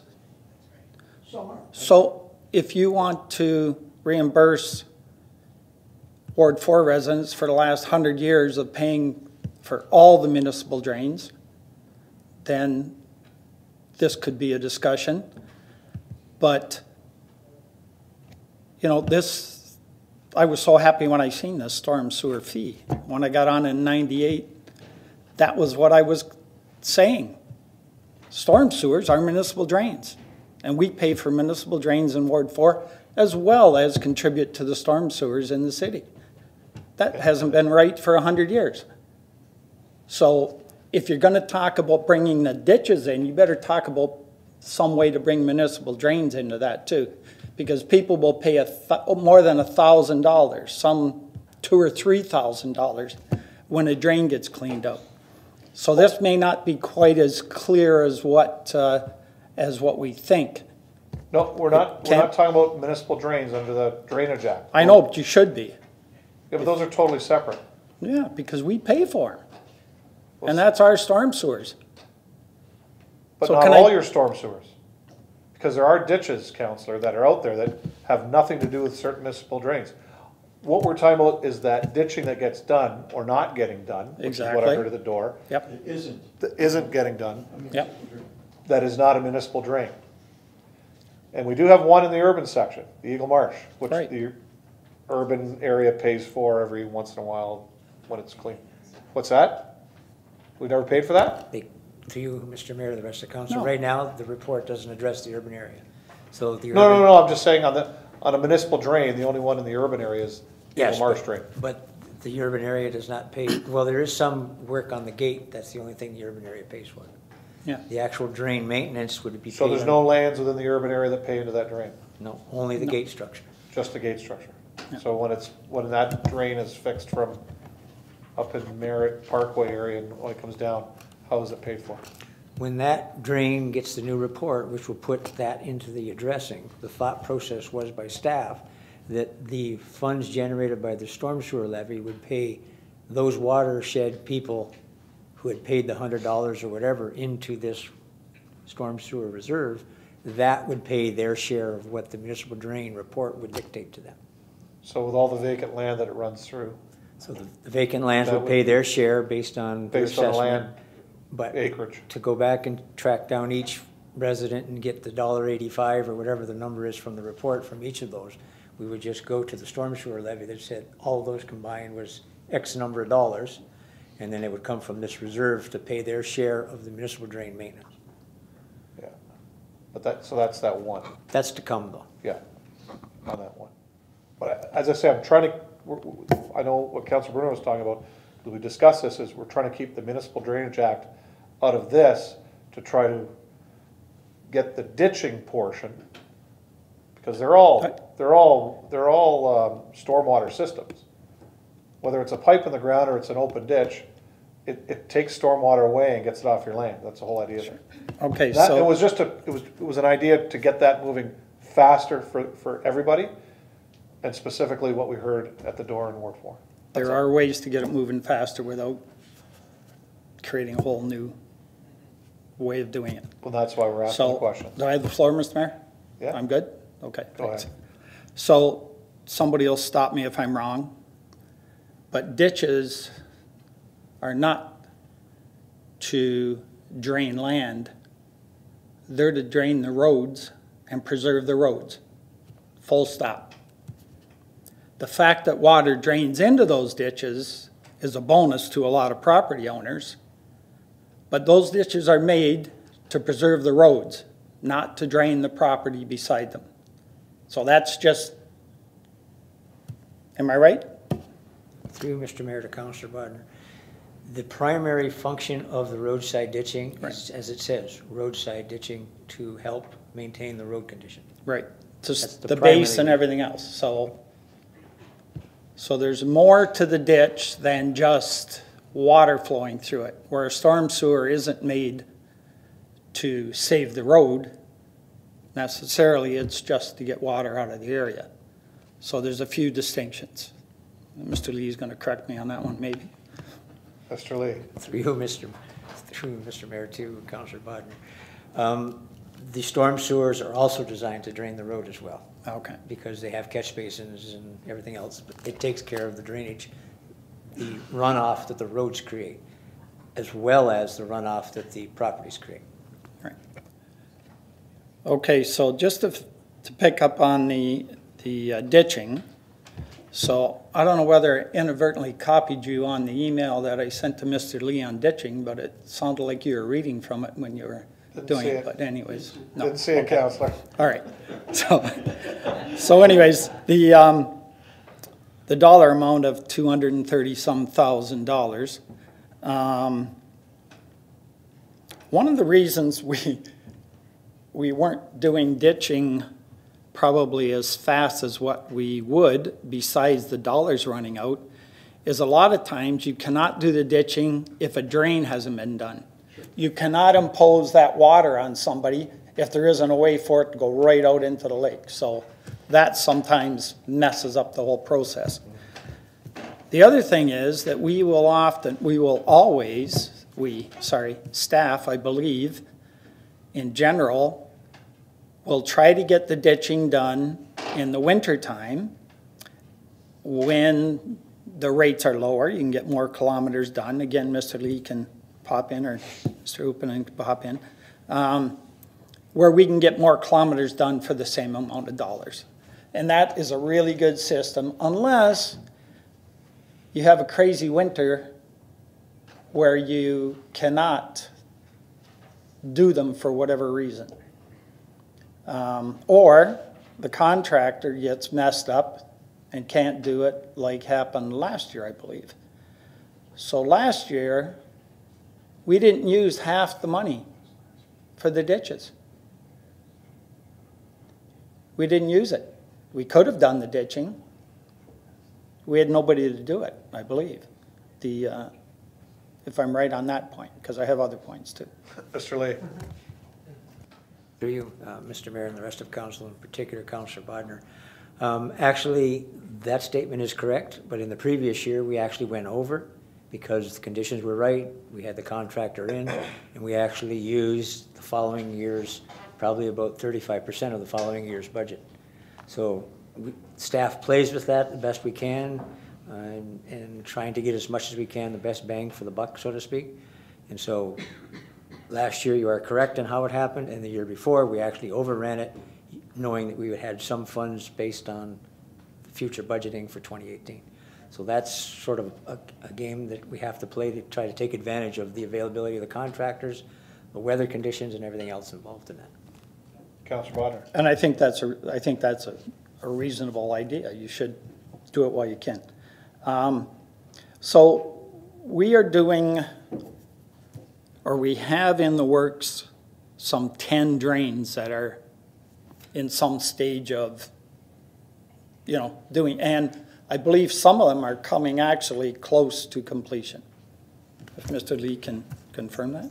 Through you, Mr. Mayor, to Councillor Bodner. That's correct. We either have, we have 10 reports / drain reports that are either finalizing or have finalized or will be finalized through the next tribunal hearing, which will give us 10 separate watersheds in the rural area that will be eligible for roadside ditching.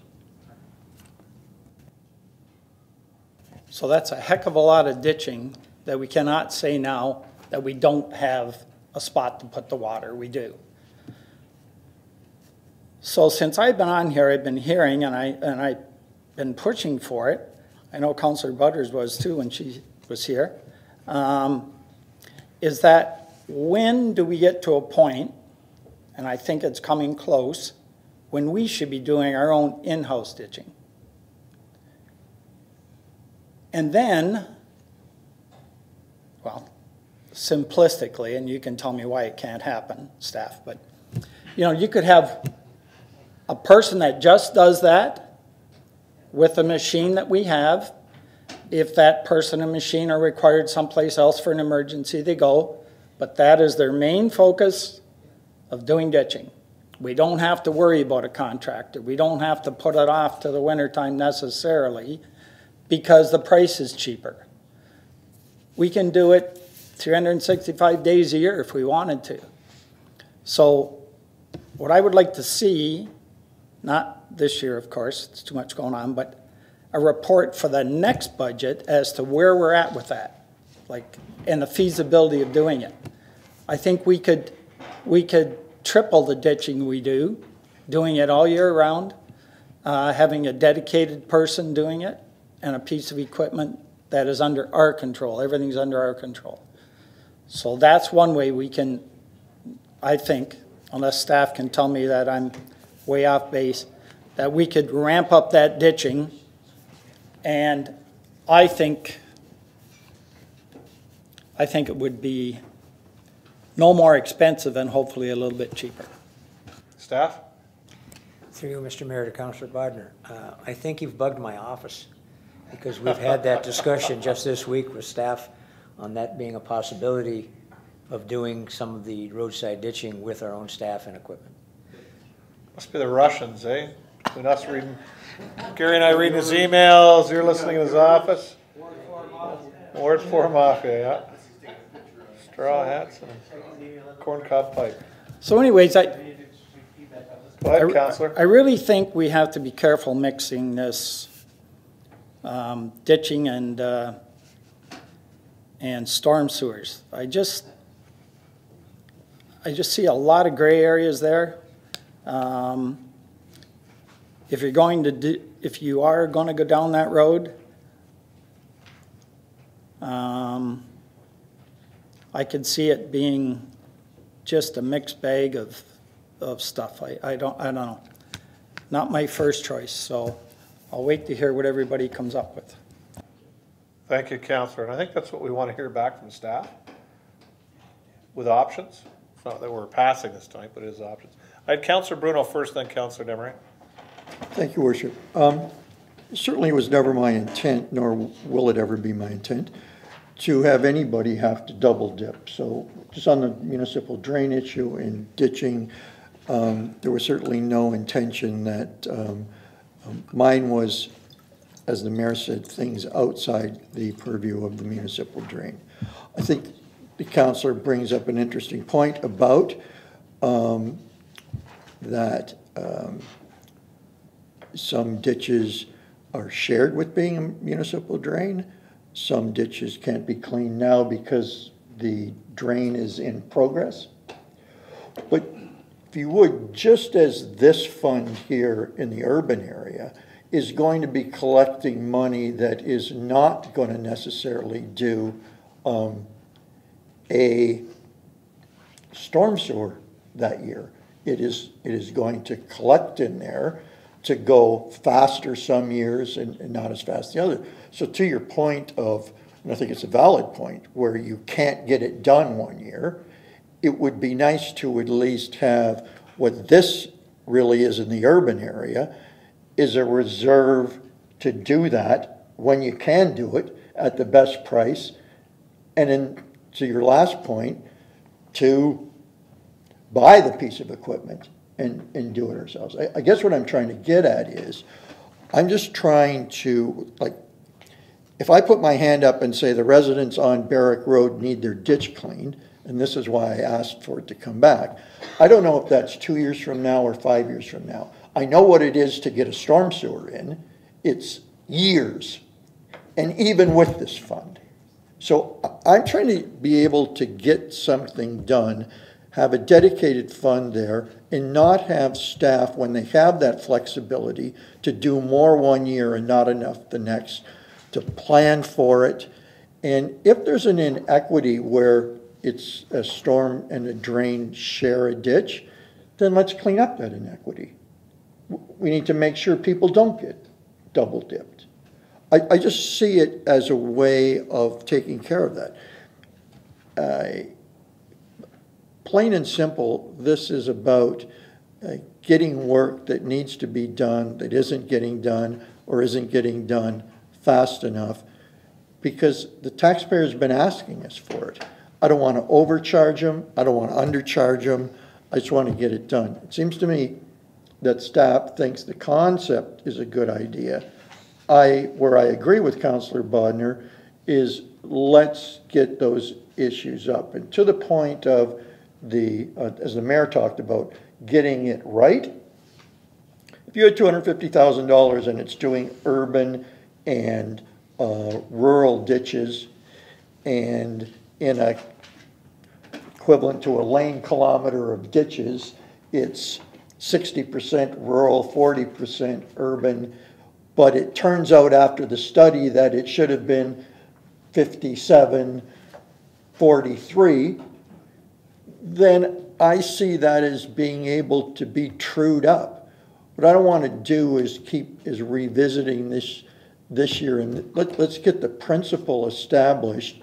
Let's get some dollars flowing into it, and let's get some work and some solutions done. So I'm just asking for that information.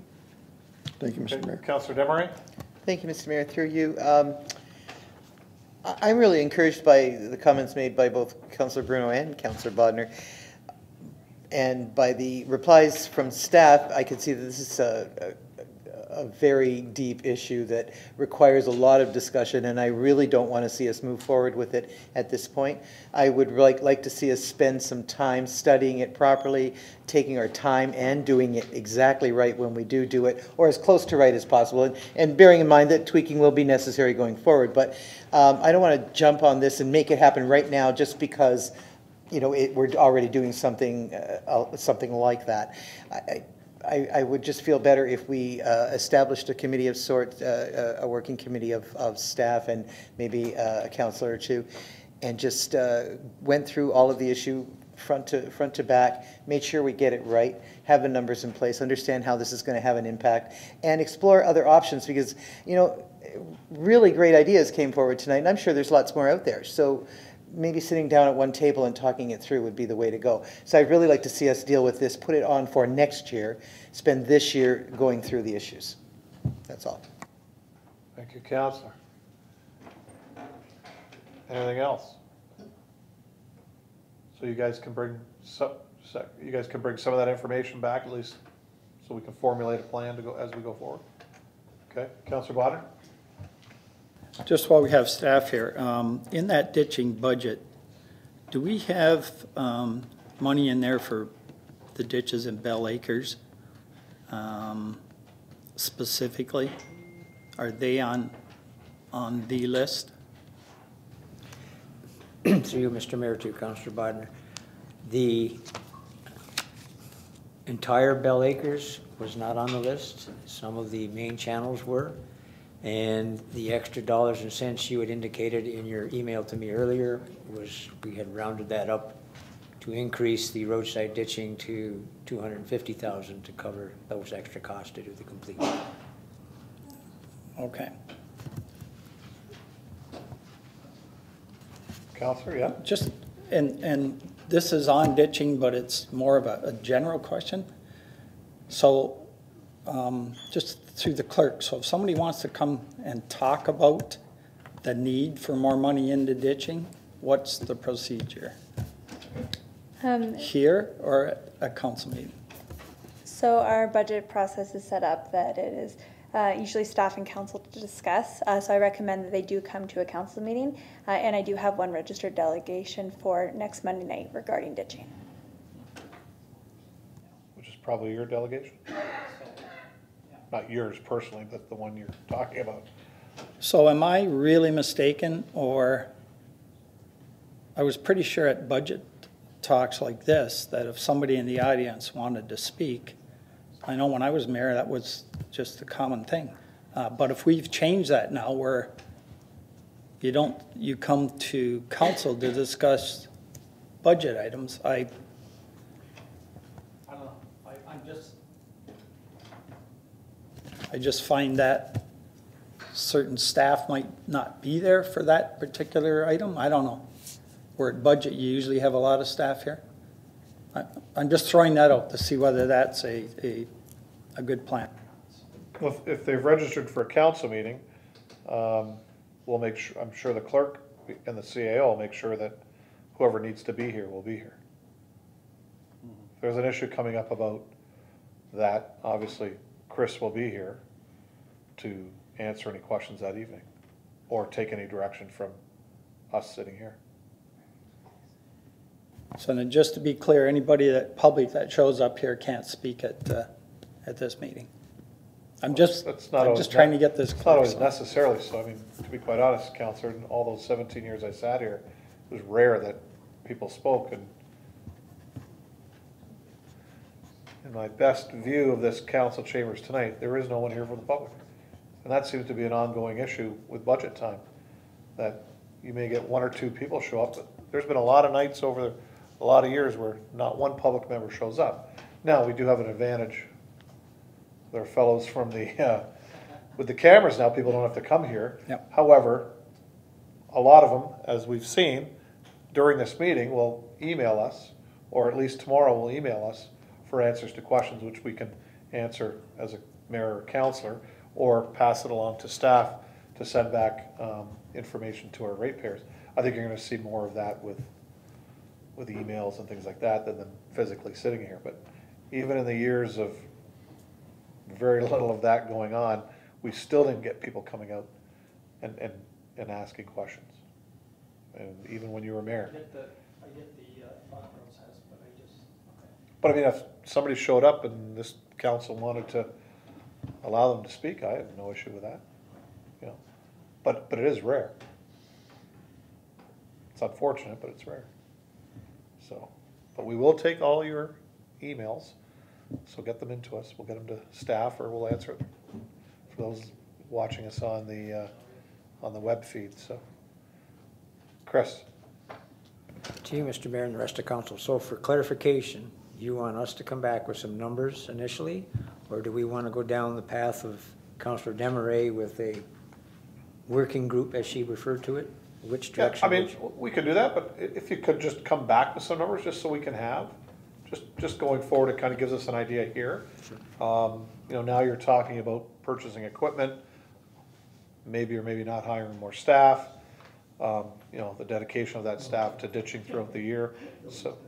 So yeah, so you know that you may not be bringing back next, because I think that's more of what Councillor Desmarais talked about.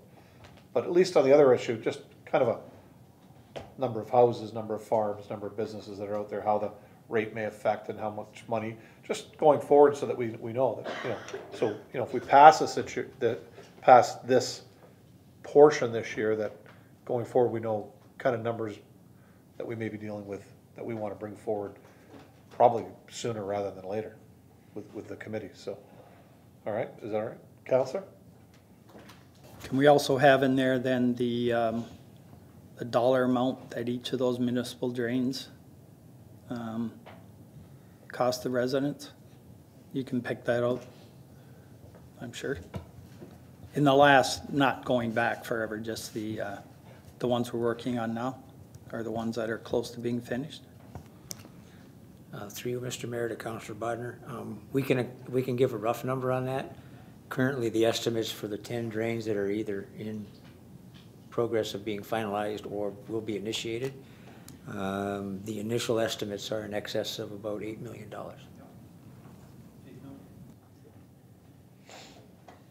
But Councillor, those will be paid regardless of the system we have. Right now, they're paying for stuff on their levy. So whether they pay it on the levy or pay a separate fee to bolster a program, they're always going to be paying for that municipal drain under the Drainage Act. That's all I'm saying, is that they are paying two fees now. But one is when that drain is ever done, if it's done and when it's done, and the other is the annual fee that we use for ditching. That's all. It's always been there. It's always going to stay there.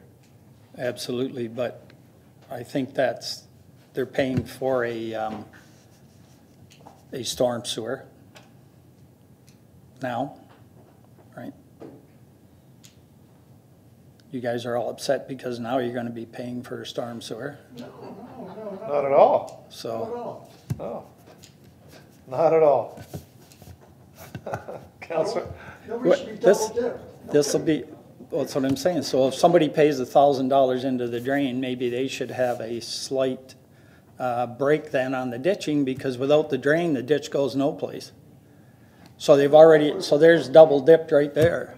So how are you going to take out the stuff they're required to pay in the Drainage Act? And whether it's mandated or not, it's still dollars they're paying to move water. So, but they're doing that now, Councillor. They are. That's what I'm saying. So now you're saying they should also pay for ditching? We're replacing one mode with an alternative mode to speed up work. That isn't being done, to be quite frank. That hasn't been traditionally done fast enough for the members of Ward 4. And, right. And I'll bring in the urban side. If you look at the three main areas for in-street stormwater systems, whether it be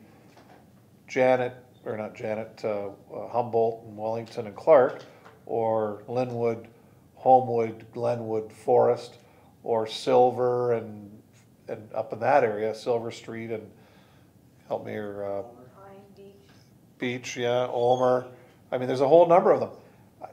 Those issues are all technically very similar. One is a pipe in the ground that takes the water out of people's basements or eaves troughs or the street, or it's taking the water off their land around their house, out of their sump pumps, out of their eaves troughs, and getting into that roadside ditch, which also takes the water off the road. I mean, the issues are the same. The mode of transporting that water to its end out at the lake or in the canal, whether it's a pipe or a ditch, is the same thing. They're all taking storm water away.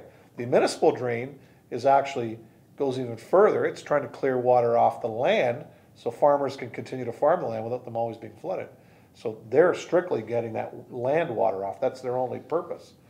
Then they may tie into the ditches. I mean, I had 2 that went by my house when I lived on Lorraine Road into the Wignall Drain, which was right by my house.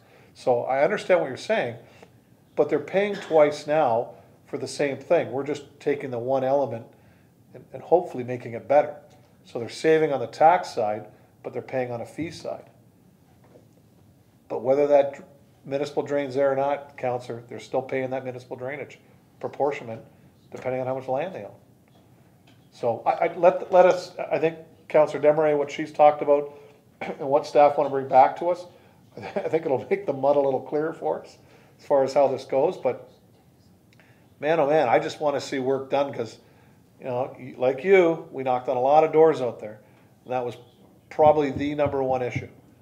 Get the water out of here. And it hasn't been happening fast enough for us. So if we come up with a plan that we can do that, so at least we can, instead of saying, hey, there's no money in the budget, so it's not going to be done yet, or we don't know when it's going to be done, because that part of the project is way more than what's in the budget, because in Cedar Bay Road's a perfect example. That's a huge undertaking to truly fix the Cedar Bay Road area. However, we all want to see it done, so that people don't have to come here as a delegation and complain to us like, hey, please get it done, because we're flooding all the time, and it can alleviate it. I mean, so that's where this whole issue came from, is trying to move forward with some of the stuff that we can move faster. You know, and is there a better mousetrap out there? And I think what council and staff have discussed up to tonight, we'll build the better mousetrap to help everybody. That's all. Okay, and I'm willing to listen to it, absolutely, and I'm not closed, but I don't want to see in the paper also that, you know, we haven't done ditching mainly because we ran out of money. We haven't done ditching because we haven't been able to get the municipal drains done. So there's that, you know what I mean? It isn't not cut and dry. That's right. However, there are areas of ditching that don't have anything to do with municipal drains, correct? That they're not connected to municipal drains in certain areas? To you, Mr. Mayor, most of those are in the urban area that aren't So in the rural area, pretty much every ditch somehow connects to a municipal drain? For the last 5 years, the policy of the city has been that we don't do any ditching unless we have an outlet through a recently maintained municipal drain. So when we target a municipal drain, say we do the Oil Mill Creek, for example, because this is what Councillor Bodnar is referring to. So that works is actually underway. The contractor's been hired. There'll be a cleaning done for that drain. And when that's done, then that will kickstart the roadside ditching program within that watershed, because now all those roadside ditches have an opportunity to discharge their runoff into a now clean/maintained drain. So in saying that then, going back to what Councillor Bruno said, then when that's done, as opposed to having a small amount of money in the budget to do it, if you can build up some reserves that you can go in and at least get maybe a whole sector done within that area, and then it's done. And you know, and then after that it's just mostly maintenance. Because we know we've got to deepen some of these ditches that are literally on solid rock. Like you can't dig any further unless you start hole ramming this. So you know, those issues we know that are out there in certain areas. Not every area, but in certain areas. To you, Mr. Mayor, that's one of the reasons why I brought up the Oil Mill Creek watershed. There's this large section of that watershed that actually the roadside ditches are currently on bedrock, and to make them function more efficiently, we have to, the cost of doing that per meter escalates. Correct. That's right. So we just want to make sure that we don't go back to those people and saying, oh, not enough of the budget, we gotta wait. Not, you know, if there's a better way to do it, let's do it, so. So if you guys understand where we're coming from as a council, then if you can bring that information, the smaller portion of that information back, but let's, on the grander picture, let's move ahead with that, and then I'm sure at the next council meeting, Councillor Demery will be bringing something forward for that. Correct? Thank you, Councillor. All right, Councillor Bruno. Just if this helps, the fallout of this may be that, because your point's right on about if the drain is the ditch and whether it needs to be apportioned, because the person in the urban area who doesn't have as many ditches because he has storm sewers and he's paid for them through all these years or whatever, like, you know, this could shake out that it should be 24 in urban and it should be $28 in rural. It's not about they're paying 100 here, so then let's find a way to charge 100 there. That's not, never been the intention here. The intention is to get that off the levy fairly apportionate. And I don't know what that number is. It's not 100, it's not 0.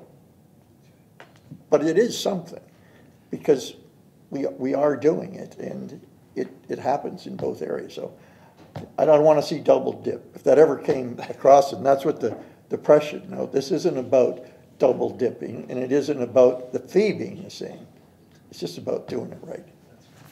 Okay, so in essence, pages 49 and 50, moving forward with those two, because it does take into consideration the urban area, we'll move forward with that for Peter. Okay, can I have a mover and a seconder on that? Councillor Danch, Councillor Bagu, questions? All in favor? Okay, so that portion's carried forward with more information to come back. Thank you, Mr. Mayor. So, yes, so this has been approved by council, but with the fact that we're going to look at, Chris and I will be looking at, with our staff, bringing back something on the ditching side of things, and that's potentially, that I think what I'm hearing is that's going to be something that's going to probably come into effect in 2020. Correct. Okay. The next item up, Mr. Mayor, then is just the approval of the business improvement area budgets. You have the Main Street BIA budget on page 303 and the downtown BIA budget on 303A. And it's just basically it's their budgets, and we just need a council approval of their budgets going forward. Pretty much a rubber stamp of their budgets.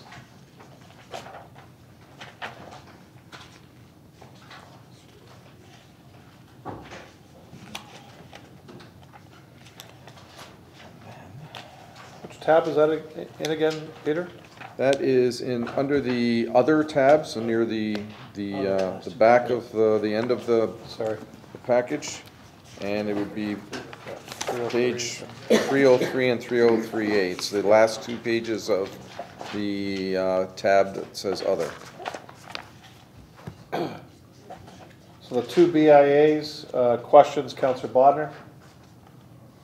So just through you, Mr. Mayor, to Peter. So Peter, we really don't have anything to say about this. This is just presented to us, and we're not going to be picking their budget apart, I would imagine. Correct. Mr. Mayor, the budgets are provided to council because we do fund. We raise the funds for the two BIAs, and then they get charged back based on a specific special levy. But it's just under the Municipal Act, the council approves the budgets for the BIA going forward. Okay. Yeah, just further to that, for the new councillors. So in each of those areas, each business is charged a fund within their tax rate that is set aside by the city, and then those two BIAs spend that money based on what you're seeing here, and it's their board of directors that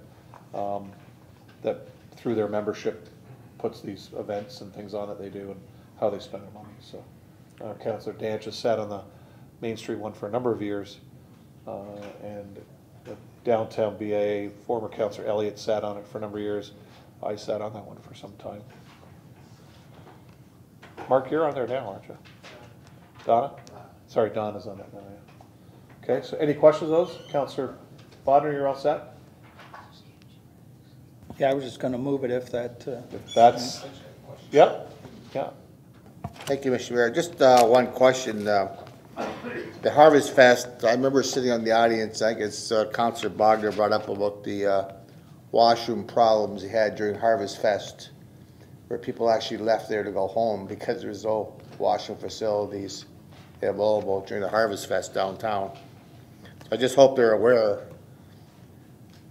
that the $2,000 also covers portable washrooms.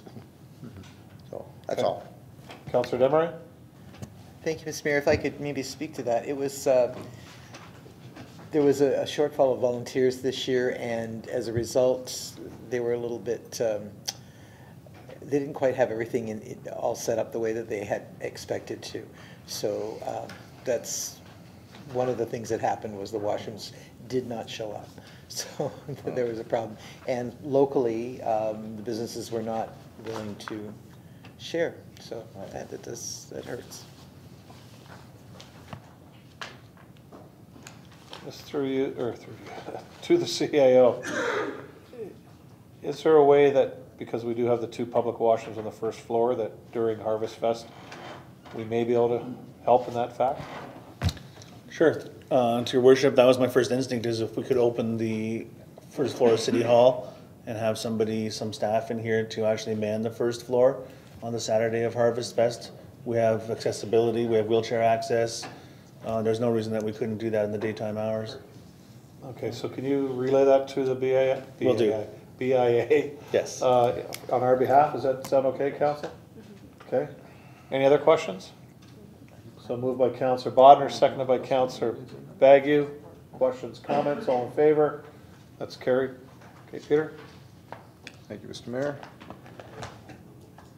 So the last thing, Mr. Mayor, to take a quick look at is some of the items that, if Council wanted to go back and just look at some of the items that were deferred at the last council meeting.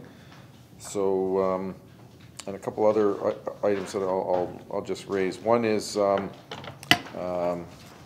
did receive the Airport Commission budget from Councillor Bruno this afternoon, and we now have the amount of funding that they're requiring from the 4 different municipalities, including the city of Port Colborne.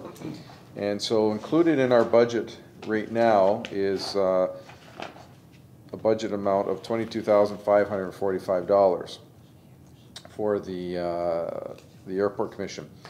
The amount of the funding that they're requesting this year, which includes a number of the interest from the loans that they received from the 4 municipalities over the last 2 years. So their increase has gone to $31,827, which is a increase of $9,282 that we would have to provide to the Airport Commission as one of the municipalities that technically has ownership of it. On top of that, we do have 2 loans that we loaned funds to the Airport Commission, and we are receiving interest on those loans that comes back to us, and that's about roughly $3,000. So with that said, we'd have to increase our levy for the Airport Commission by $6,269 in order to meet the funding required for the Airport Commission. So I would at this point I'll have to add that to the levy going forward for 2019, as that is the amount that's being requested from the Airport Commission.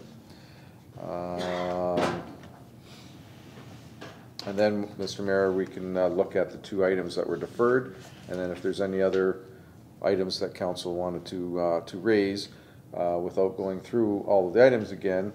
And as mentioned before, I think it would be prudent to then wait until we know what the provincial funding is, so that we can then see where our tax levy is going to be and where our funding is, and also when we know that the education tax rate and the region tax rate, and see if there is any tax room there that we can use in order to benefit our, or not benefit, but work towards our levy increase and have a final blended tax rate that's reasonable for the ratepayers. Councilor Bruno? Thank you, Worship.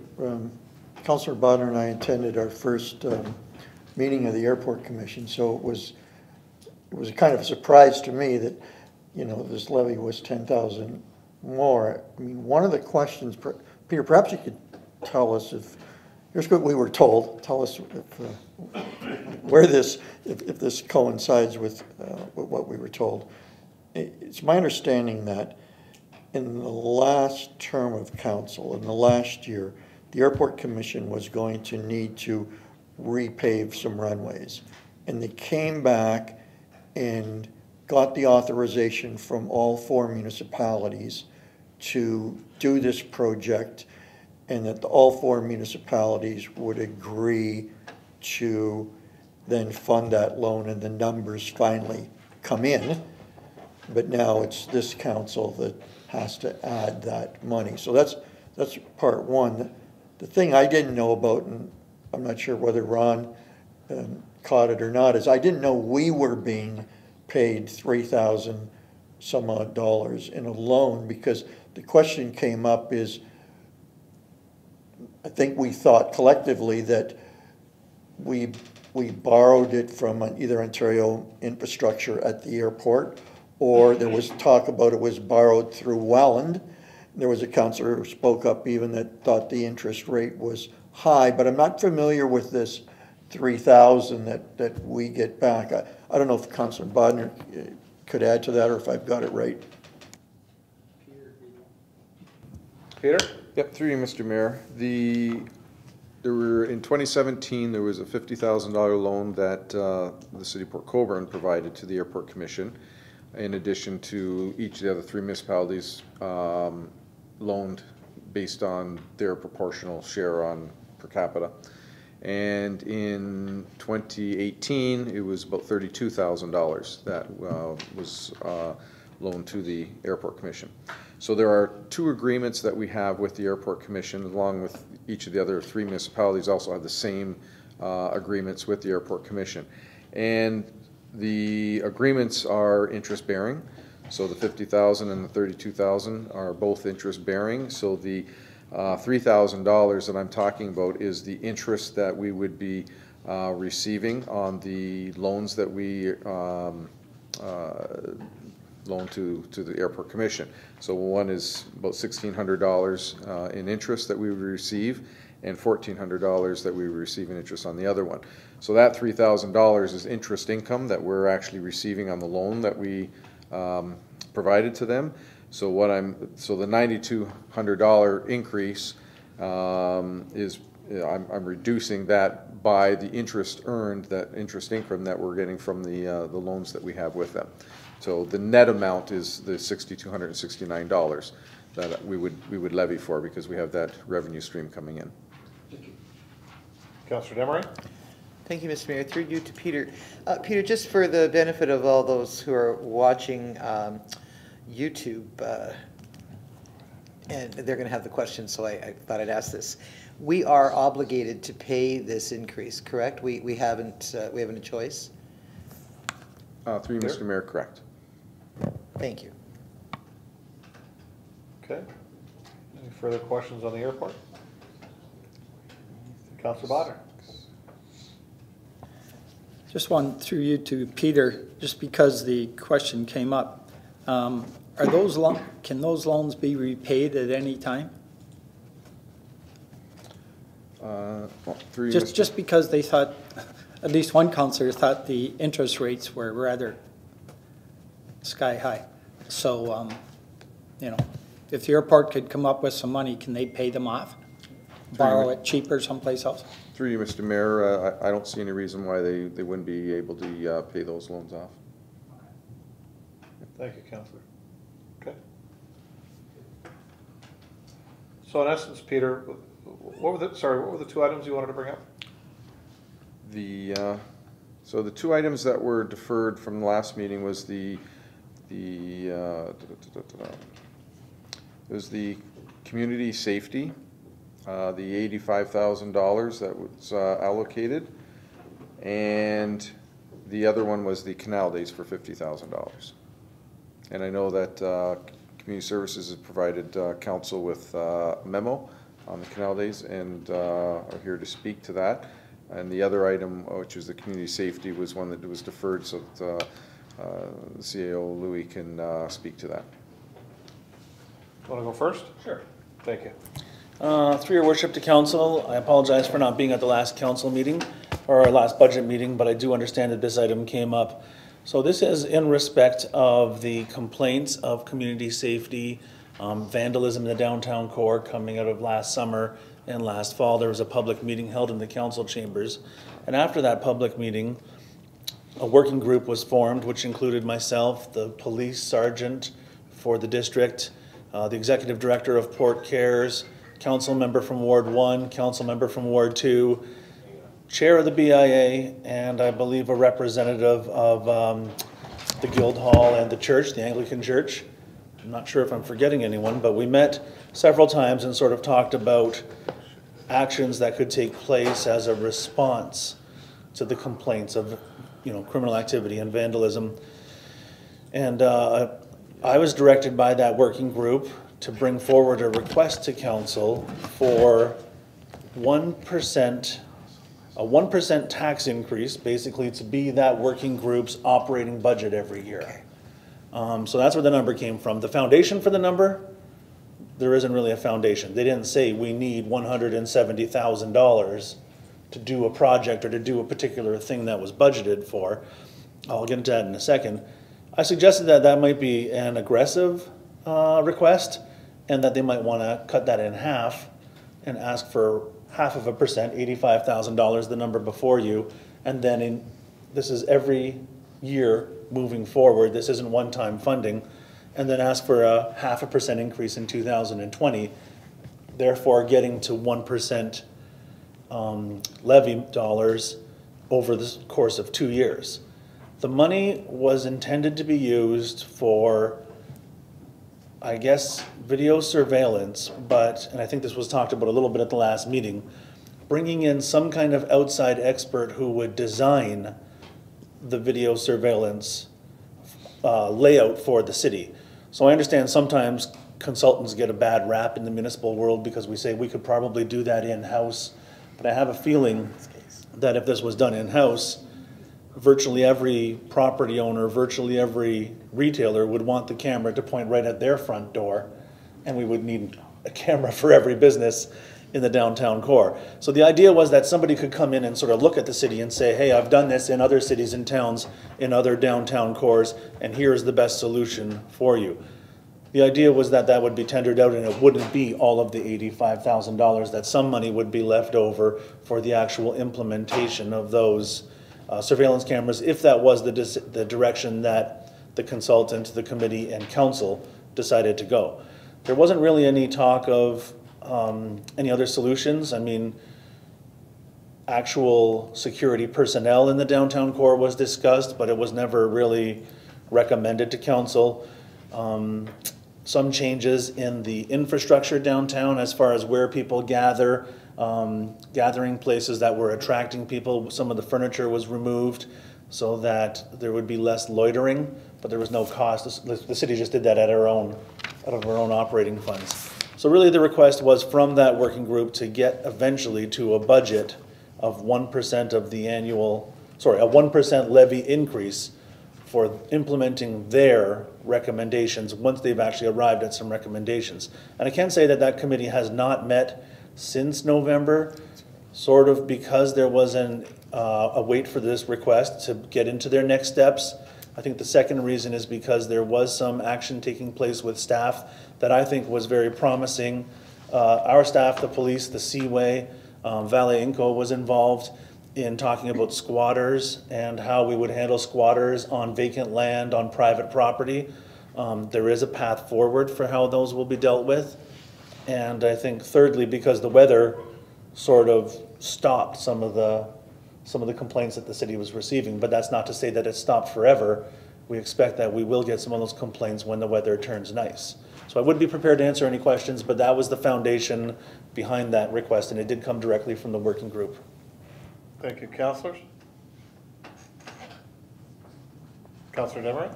Thank you, Mr. Mayor. Through you, I'd actually like to speak to this in that I did agree with the $85,000 being a good working budget to begin working on security issues within the city, because we really don't know what we're facing yet. We don't have an idea of really what needs to be spent in order to take care of the problem or to effectively address the problem. But $85,000 is a good number to start with. I did not want to see it go on the levy. I really wanted to see it be one-time funds so that we can see what we can accomplish with it, what can happen.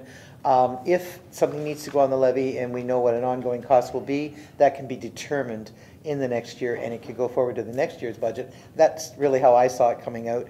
I don't know that the committee would have agreed with me on that. That's how I saw it coming out, and that's what I would recommend to council. But in any case, I do agree with the number and how it should be spent. It's just the fact that it's on the levy.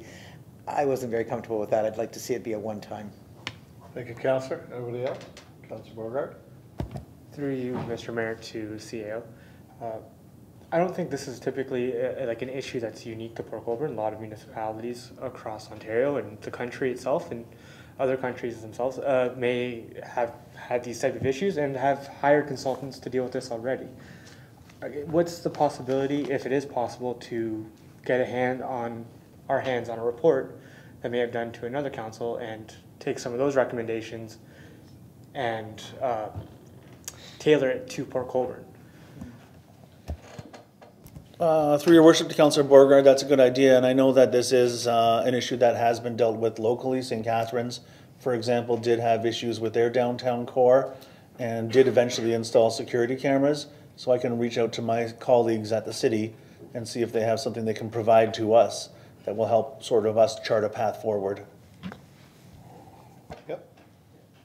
Yeah, I just want to try to lower sort of the amount that it would cost the taxpayers in this sort of amount, even though it's definitely a very important issue. But the $85,000 just seems to be an arbitrary amount. People just came up to a 1% or then the 0.5%, and it would be nice to have some type of criteria, some factual information to base that number from. Sure. Councillor Potter? Thank you, Mr. Mayor. I think we heard two really good accounts of what we should do with that money, and I agree it shouldn't go on the levy. And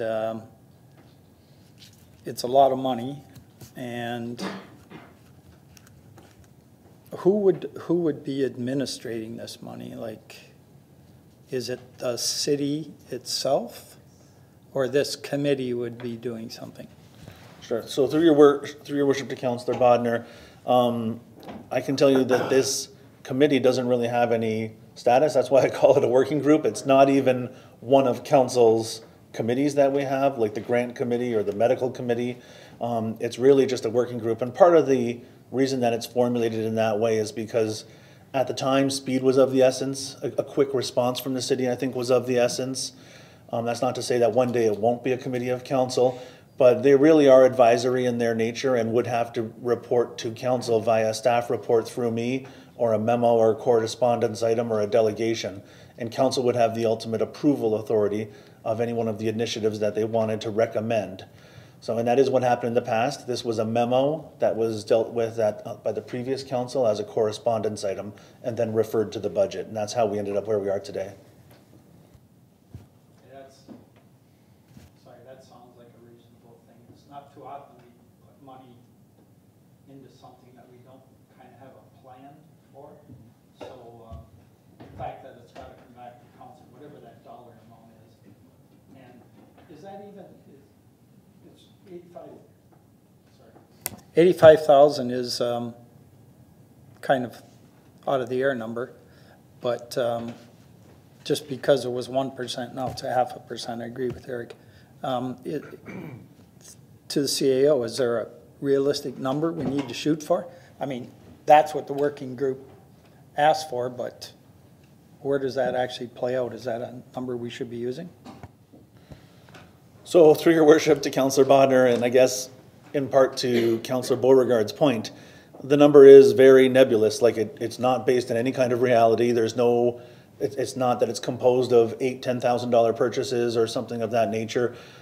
But I think the committee was really at an impasse because they were also sitting around the table saying, well, council's charged us with the responsibility of making recommendations to address the problem, but they've never told us what the ground rules are. What are we working with? Are we working with $50,000 or $2,500? So they came up with that number. I mean, I can't sit here and say 50 would do the trick or they need 100, because I don't know. I think the number one project that they would like to pursue, and this is going back to that correspondence item and not putting words in their mouth, but actually what they wrote down, is surveillance cameras. And the idea was that although it was important, they wanted to get it done right the first time, which would mean designing a layout that provided the best bang for the buck. So if that company comes in here and designs the layout, I don't know if they do it for $40,000 or $60,000 or $80,000. So I'm sorry I'm not giving you a straight answer on this, but the number was based in reality. Now, or sorry, in the reality that they wanted to pursue this project. I can tell you any unspent money, council would still have that control over that money, and I guess it would just be part of the end of year surplus at the end of the year for whatever unexpended dollars go into reserves or what happens at the end of the year with leftover money. So it's not a case of we're giving them $85,000 carte blanche, and if they don't spend it, they get to keep it. Yeah, Councillor Demeray. Thank you, Mr. Mayor. Again, through you. Just to address that a little bit further, I have been able to look at some reports from some communities across Canada and elsewhere in the world. And it's odd that we ended up with an $85,000 amount because communities that are about 4 times our size are coming in, and just for surveillance issues, they were coming in at about $360,000 to $400,000. So it's kind of interesting that we ended up with $85,000 because it may end up fitting us. It may not. We don't know that for sure. Some communities came in considerably higher. Considerably higher. So it depends on what you do. You can have a bare bones setup, which is probably all we would need, or you can get really elaborate, and there's all kinds of software going with it, and there's hiring of people to monitor things. If you did that, if you went that route, it could get very expensive. But at this point, we don't know, but we do need some money to find out and to implement just to get something in front of council so they can be implemented. That's where the $85,000 does tend to fit what's happened. Thank you, Councillor. Councillor Baggett. I don't know, I may be the Grinch on all this, but I don't even want to give them half this amount. Basically, you got a downtown business association. Let's talk to them. Maybe there's businesses that want to donate money towards this. Yeah, like they come to the city council and ask for all this money, I won't vote for it because you got to look at other ways to get money also. Like, you can't just everybody come to City Hall wanting money. Like, show me some initiative, get these businesses together, the downtown BIA, get them working together, talk, you have to talk to each other, because what I've seen, it's not a big association. It should be bigger. And basically, I think it starts there with the downtown BIA, rather than the city council. That's all. Councillor Borgard? Through you, Mr. Mayor, to whomever, I guess council or CAO. The whole point of this is not just for the downtown, am I correct? Like, this is all of Port Colborne. Am I correct? CAO? So through your worship to Councillor Beauregard, I mean, the reports that we had in that public meeting where delegates came right up before us were everywhere from, I guess the urban-rural boundary between Ward 4 all the way to the Wainfleet border. We've had complaints of people breaking into businesses after they're closed. We've had vandalism in our own buildings, city buildings and city parks, and we've had reports of thefts on private residential property and business property. So it is the entire area. Most of the composition of the working group was based on the most complaints, which was the downtown core, the Clarence Street Business District, but it does extend beyond that. So security cameras in one particular area, if that's your point, aren't going to be a silver bullet solution for the entire city. Counselor? So could we think about like a private-public partnership potentially, maybe, as like an alternative? Is that possible? So, yeah, through your worship, to Councillor Beauregard, I mean, I'm open to anything. There are, and this maybe goes back to Councillor Bagu's point too, we're not sure what even the city's role is. We're not a law enforcement agency. I mean, if you ask me my professional opinion, I'm only reporting what the committee asked for. In my professional opinion, we've got a role in poverty reduction, we've got a role in employment and economic development that the mayor's worked very hard in his first few months in office on, our UDO is working on. There are ways to stop criminal activity as a social problem, I think, that the city should be involved in. Law enforcement is an area that I'm reluctant for the city to get into. We have by law enforcement, it's working, it's very effective, but theft, vandalism, trespassing to property are police responsibilities, not city responsibilities. So, I mean, an argument could be made that if there was video surveillance, that the police should pay for it. It's going to help them with law enforcement. So, I'm sorry I'm answering your question with a question, but I think the answer is that the city is open to anything. A public-private partnership, some kind of something that includes the BIA and the different businesses that are members of the BIA would definitely be welcome to us. But I think what we really need is all those agencies working very good at their own roles. For example, the police, and for example, the city in the area of economic development, Port Cares in the area of poverty reduction and so on. And we do, I think, do a good job on some of those things. The problem is that the needle moves very slowly. So it could be years before we realize results. Okay. Councillor Demeray, then Councillor Bonner. Thank you again, Mr. Mayor. Just to make this maybe a little bit clearer for everyone, these funds, whatever number they end up at, are going to be allocated to that committee, but they're not to be, spent freely. The funds are put there they're in an account. It's like having a bank account. There it is, your bank account's there, but you can't actually take the money out of it until you get approval from council. So it's there. It's not impacting anything. It's there. If the money doesn't get spent, it goes back into general funds anyway. So that's all it is. It's just a matter of putting them aside, having it there, and being able to come to council and saying, okay, look, we found this is what we want to do. Here are the funds. Can we get your approval? That's basically what it's about. We can make it more elaborate. We can change the numbers. We can do all of that sort of thing. But this is just drawing out the process. I would suggest you get involved in the committee and see what we can do with that. Thank you, Councillor. Councillor Bodner. Yeah, I think Angie said kind of what I was going to say too. It's up to whatever number we set. We'll have the final say on it. So, it isn't like, if it's something we don't think is going to solve a problem, then, with some research, then we can say no. So I would do that. Just to pick up on Councillor Beauregard's comment that this goes on all over the world, and not to diminish what we got going here, because there was some serious stuff here, threats and actual violence and that.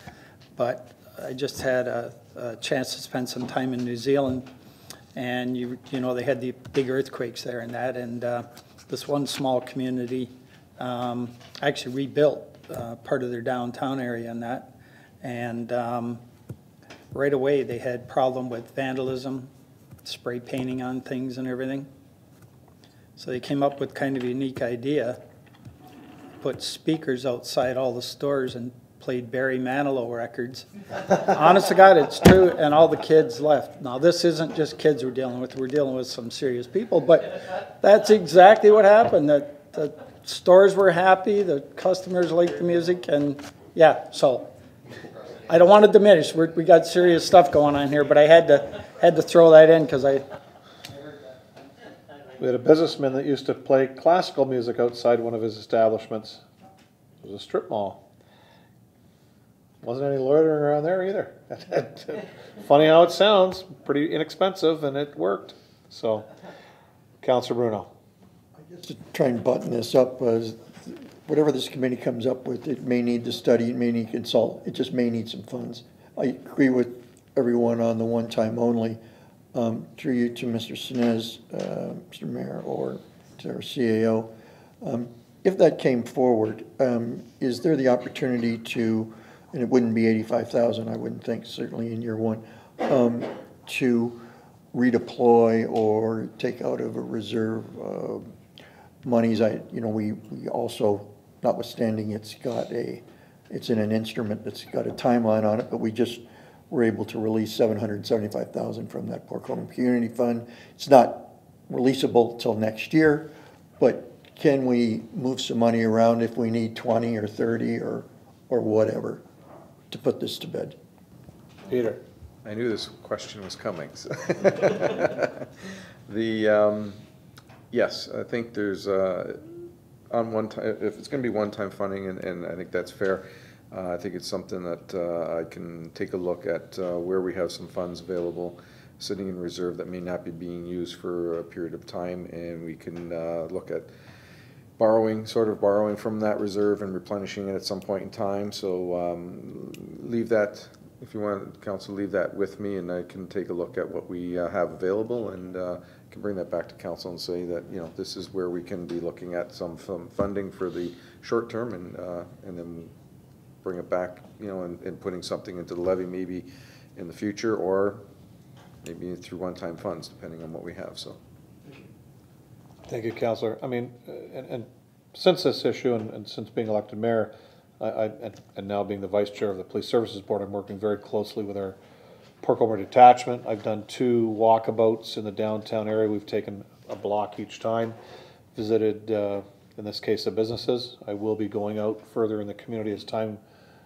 moves on and as time permits for an officer to do that with me. So, we won't be doing it every day or every week, but, hopefully at least once a month we can get out and get areas covered. The other issue here is we do have a very good Niagara Regional Police Force.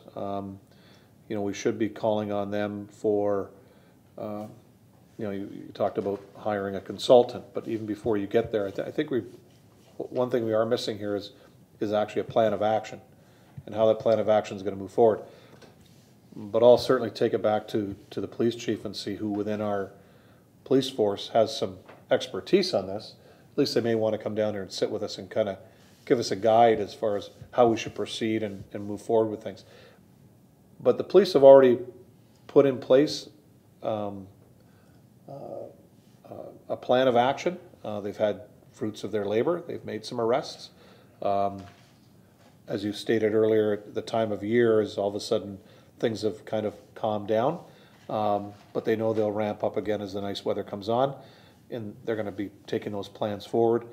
So they're working diligently with issues that we have across the community, because it's not just one issue. Education is a huge factor here.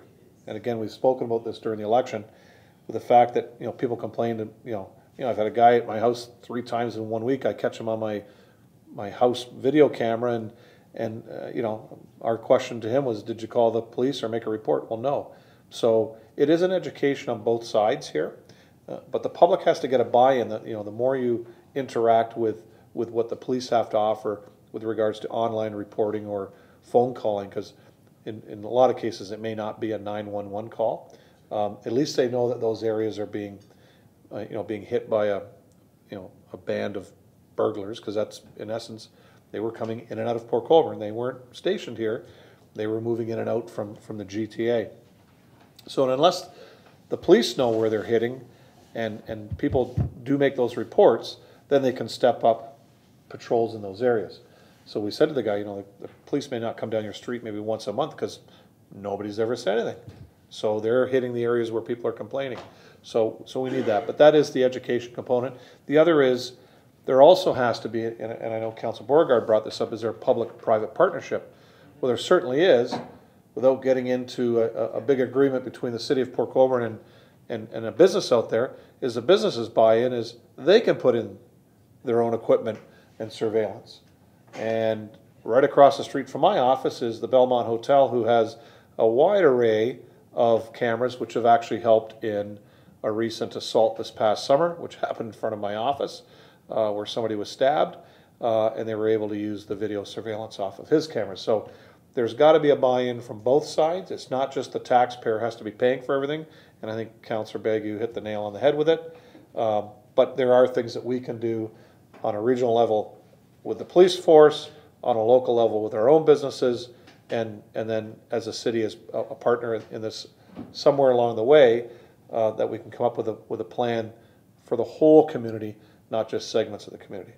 And we do have to talk about the whole community. Okay? So moving forward then, Peter, we'll leave it at that for now and kind of take the ideas of what has come out of council that we really don't want it in the levy. I think that's pretty much consensus that it's not in the levy. Okay? So, but as what Councillor Bruno brought forward, there are reserve funds that we can call upon without it affecting the budget. Correct, Peter? Through you, Mr. Mayor, yes, I think if the committee comes forward with a project or an idea or whatever that they need funds for, and it comes back to council and council approves that, I think if the report comes forward, then we can add a financial section in there as to where the funding would come from. Yeah, if council wants to approve it at that point. So, okay. Next. The last item that was deferred at the last meeting was the canal days, $50,000, and I know that Ashley has provided council with a memo on that, and we'll speak to that issue. Ashley, do you want to give us your synopsis on this? Yes, Mr. Mayor, thank you. My pleasure. I'll provide a very brief overview of the memorandum that I circulated on February the 1st to City Council. First of all, it provides some background information following the 2018 festival. A couple of councillors anecdotally mentioned to staff that they would like the opportunity to potentially review some additional funding for the concert in light of the record number of attendees that were in attendance for 2018, hence the request that was brought forward to budget deliberations. So the memo goes on to talk about the fact that in 2018, council allocated an additional $40,000 to the festival. This was actually a portion of the OMPF funds that council allocated. I believe the entire amount was $70,000, if that's correct. The $40,000 was used for talent procurement, and as council is aware, we secured Blue Rodeo for the festival that year. A number of factors can be considered when looking at attendance numbers for the festival. Those can be weather conditions, the new change in venue, which allowed for additional attendees, as well as some attributed the increased attendance to the popularity of the headlining act. So the memo outlines that. And also goes on to talk about the fact that the Canal Days Advisory Committee is in the process of starting its deliberations. It's had one meeting so far. Its next meeting is going to be taking place on February the 7th. And at that meeting, one of the items that the committee has identified is the need to review revenues and expenses. So at this point in time, I don't have that information to present to council. What I can tell you, though, is that the committee, individual councillors of that committee, as well as the mayor, they've come forward with a number of ideas for new initiatives, new festival initiatives. So the memo outlines the fact that while I can't provide details on what those initiatives are at this point in time, I can tell you that there have been a number of ideas that have been brought forward, and unfortunately at this point in time, there's no funds allocated to support any of those new festival initiatives. So the memo outlines the fact that council may want to give consideration to allocating these funds to new festival initiatives for 2019, and staff would report back later on with regard to what the committee's direction is in that regard. Okay, questions? Councillor Bruno. Thank you, Worship. Thank you, Ashley. Good synopsis. When I saw this memo that we all got, I called Ashley this morning, and she was quick to react and got me 2017 numbers. And so, to me, you know, I think what the last council did in terms of putting forward that money, that seed money, to try this idea on, I just while we're here tonight, just quickly looked at it, and unfortunately, I don't think people have the 217, do they? That's something you provided to me. Is there a chance to put it up? I don't have it electronically. Okay. I do have a copy of a memo, a draft memo that I prepared for you, but it has my scribbles all over it. Well, I mean, maybe I can say it, and if council wants to see the background, that they can, but basically, and I don't know if the money last year was used to just augment Blue Rodeo, but the idea is that they moved, so on the Friday night with the change of venue and the increase in beer price by $1, they took in $61,894 versus $37,385 the year before. On the Saturday night with Blue Rodeo and the change of venue and the increase in the price of beer, they went from $38,200 to $81,000, as you see, $109. And on the Monday was pretty static. It was $12,339 in the old venue downtown and $11,528. If you take those two nights, my rough calculation is you did $66,000 more business in those 2 days for changing the venue and changing the price of beer. So I guess to come down to that, the council floated you $40,000 to try this, or a one-time fund. It seemed to me that it paid off at $66,000. And so doesn't that become the new number that you have in your base to do this 40 or 50,000 bump up? In other words, at least on a one-time only basis, you've proven that the increase in entertainment, the change in the venue, so it's not all about just the increased bands,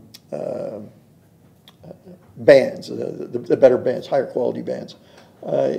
So that being said, have you not actually self-resolved the issue with your own success now that we look at it in retrospective? Staff? Thank you, Mr. Mayor, and through you to Councillor Bruno.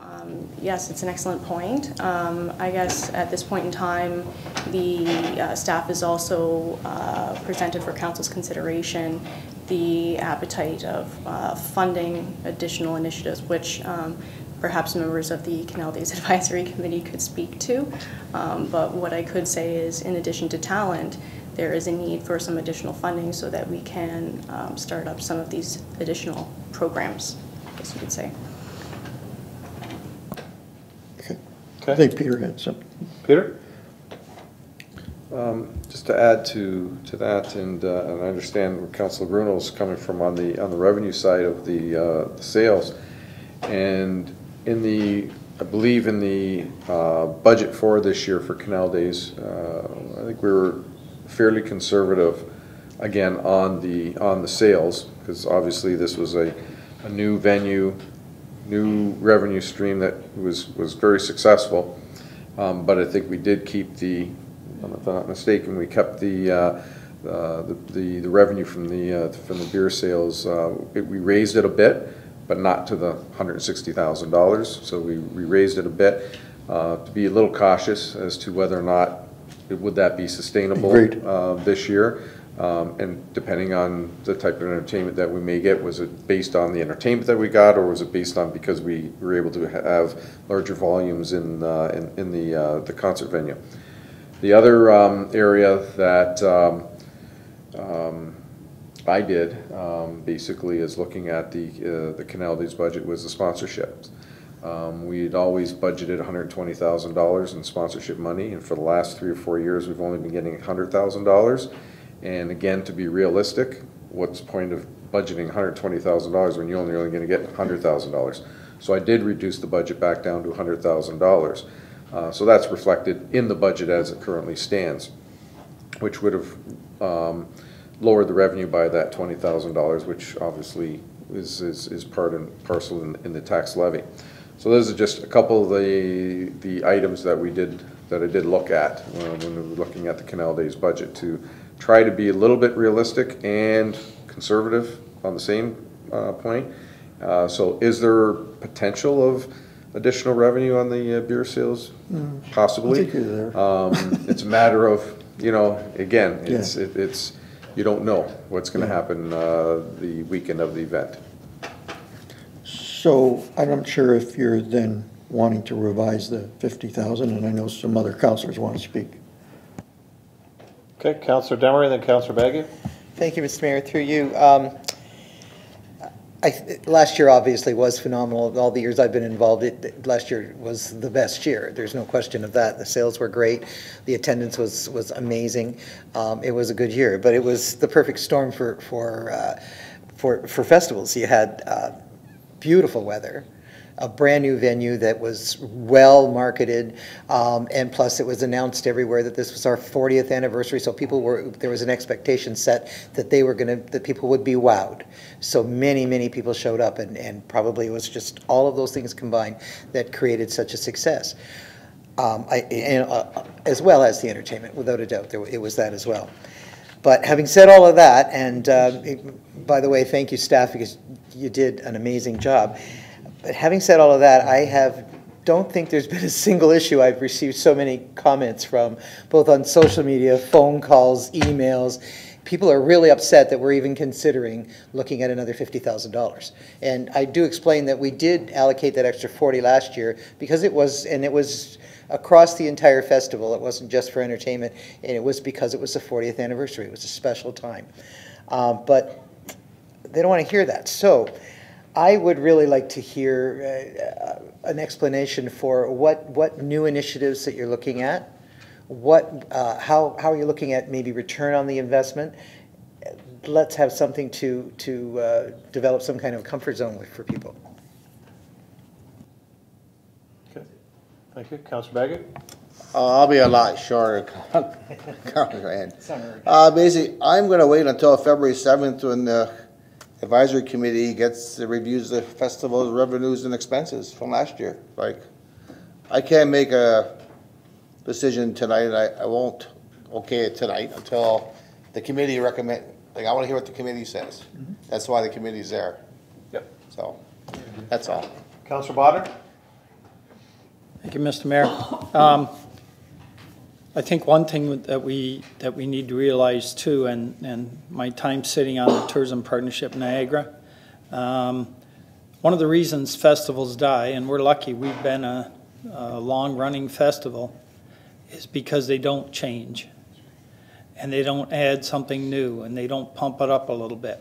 They just disappear, and that happens to a lot of good festivals. We haven't had that happen. I don't want to see it happen.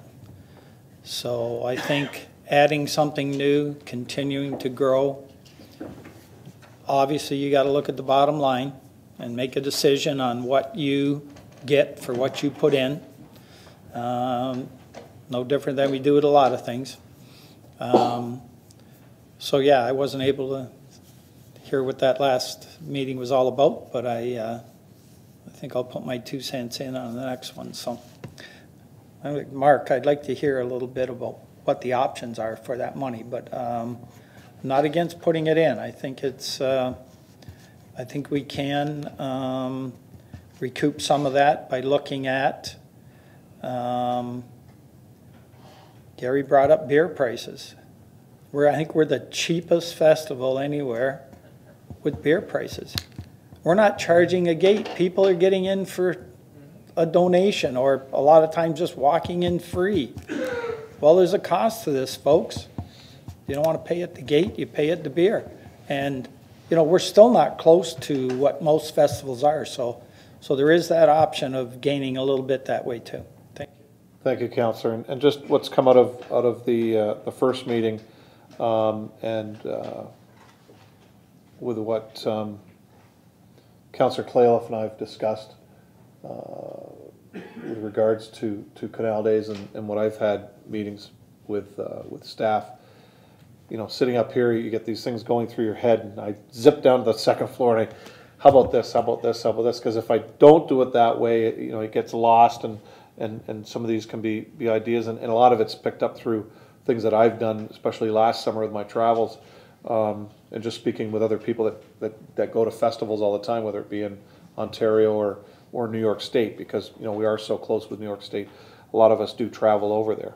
The one thing I said to our staff is that we got to start getting out visiting other festivals and getting the tour with their organizers and find out what works for them, what doesn't work, and how the entertainment works, how the food works, how the vendors work, cost of getting in and out. Now, Ontario, that's easy. The United States or New York State's a little bit different because their whole liquor laws are different, and liquor companies are allowed to donate more and be more involved. I did bring that up with the Minister of Tourism of Ontario with regards to how archaic our laws are and how we interact with our liquor companies, and you've only got the beer store and the LCBO to deal with. So he did take that back as hopefully a way to get rid of some of the red tape with that. I wouldn't say we're the cheapest beer anymore. I was at Pelham Fest. I think they were both the same as us. And they've got a good weekend that they do. So, but you're right, Councillor. Change has to come every year. Now, some of it's very minor. Some of it's major, like the city did last year, which I applaud them, because I stood here for a lot of years harping on we got to get out of the concrete jungle down here and get out in some nice grass and the whole lakefront. But with this committee and this staff that's willing to bring new ideas and moving forward, we do want to see some great change. And I don't mean like you're going to come here and it's going to be totally different. Again, some things will be large, some things will be very minute, but change has to happen. And I've got ideas, Councillor Clayliff's got ideas, Councillor Beauregard's got ideas, and staff have ideas coming out of this committee. And remember, umpteenth time I've said this, the buck stops here. I've said this about this committee. That's why it's a committee of council and staff only now. We got to make sure that what we are spending as a municipality is the right amount of spend, and that we're getting the biggest bang for our buck coming back into our community as we can. So I know what you're saying, Councillor. I've had some of the same opinions. The unfortunate about some of it's misinformation that people are getting out there. So we've got to make sure that we give the best information possible going forward. Now, obviously, the 50,000 is the 50,000. Then there you go.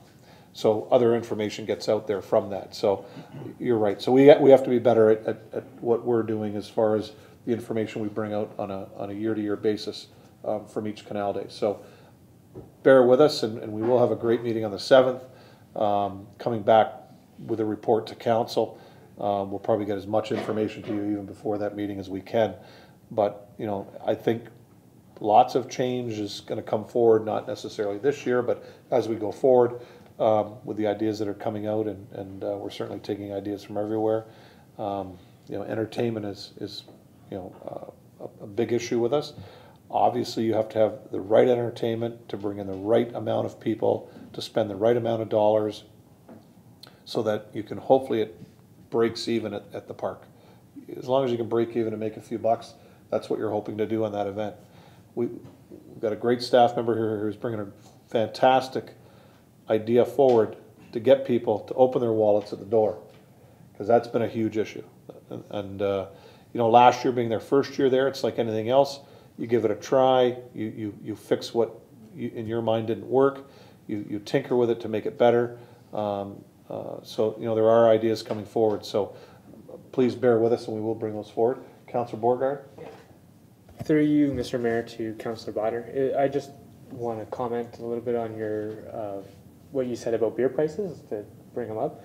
The only thing I would caution about doing that is it may result in people drinking more at home before they come to the event, which then leads to potential belligerent people at the event and causing problems. So that's my only caution about raising beer prices. We just have to be careful of that. Okay, thank you, Councillor.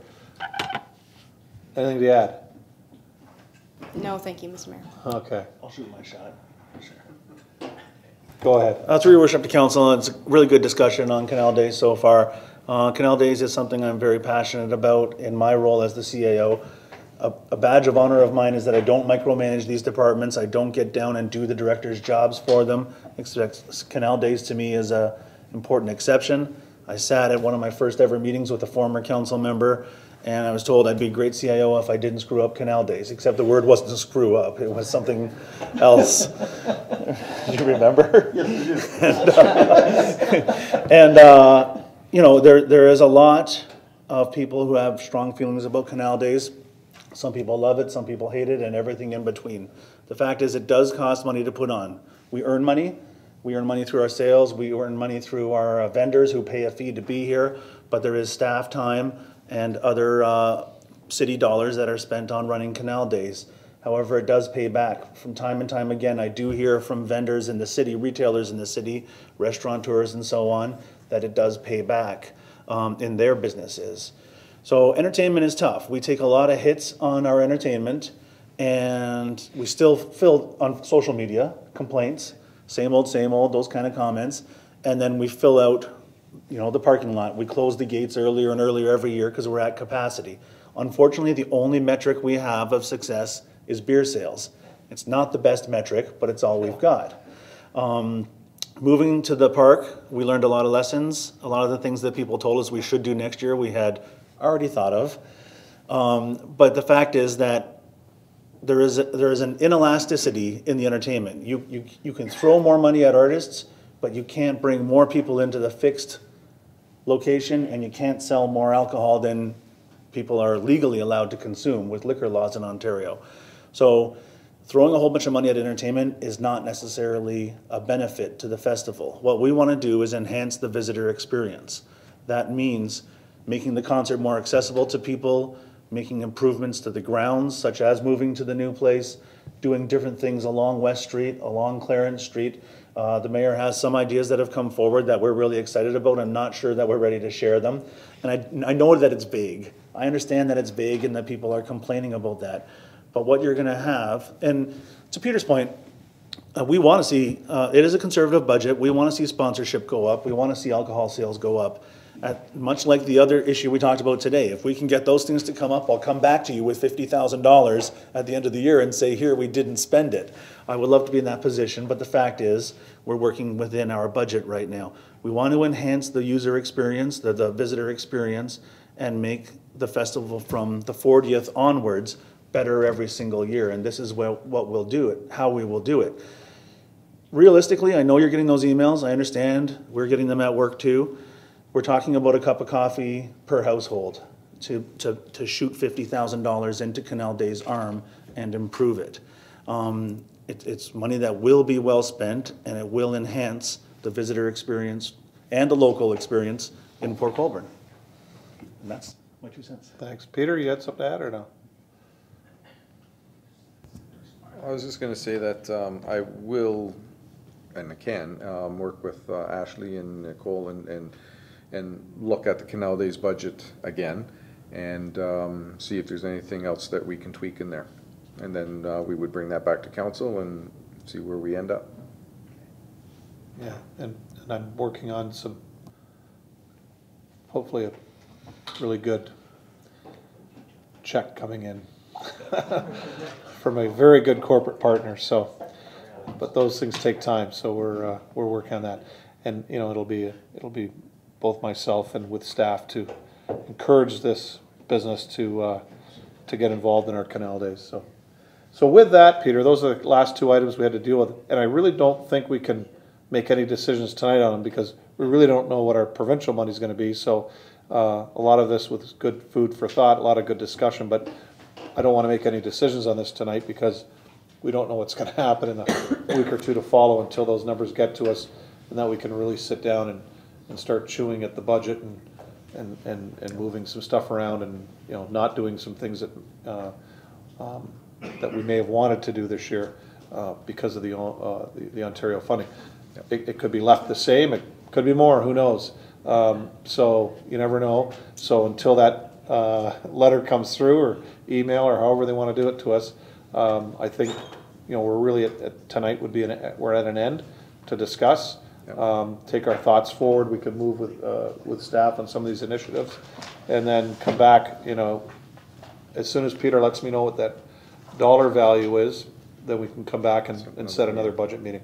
Because I really don't think we need to meet as a budget committee with all this staff until we know those numbers. Is that all right with everybody?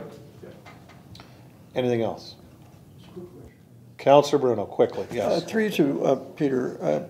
The items in red that we didn't decide tonight, they weren't in your draft levy increase to this point, right?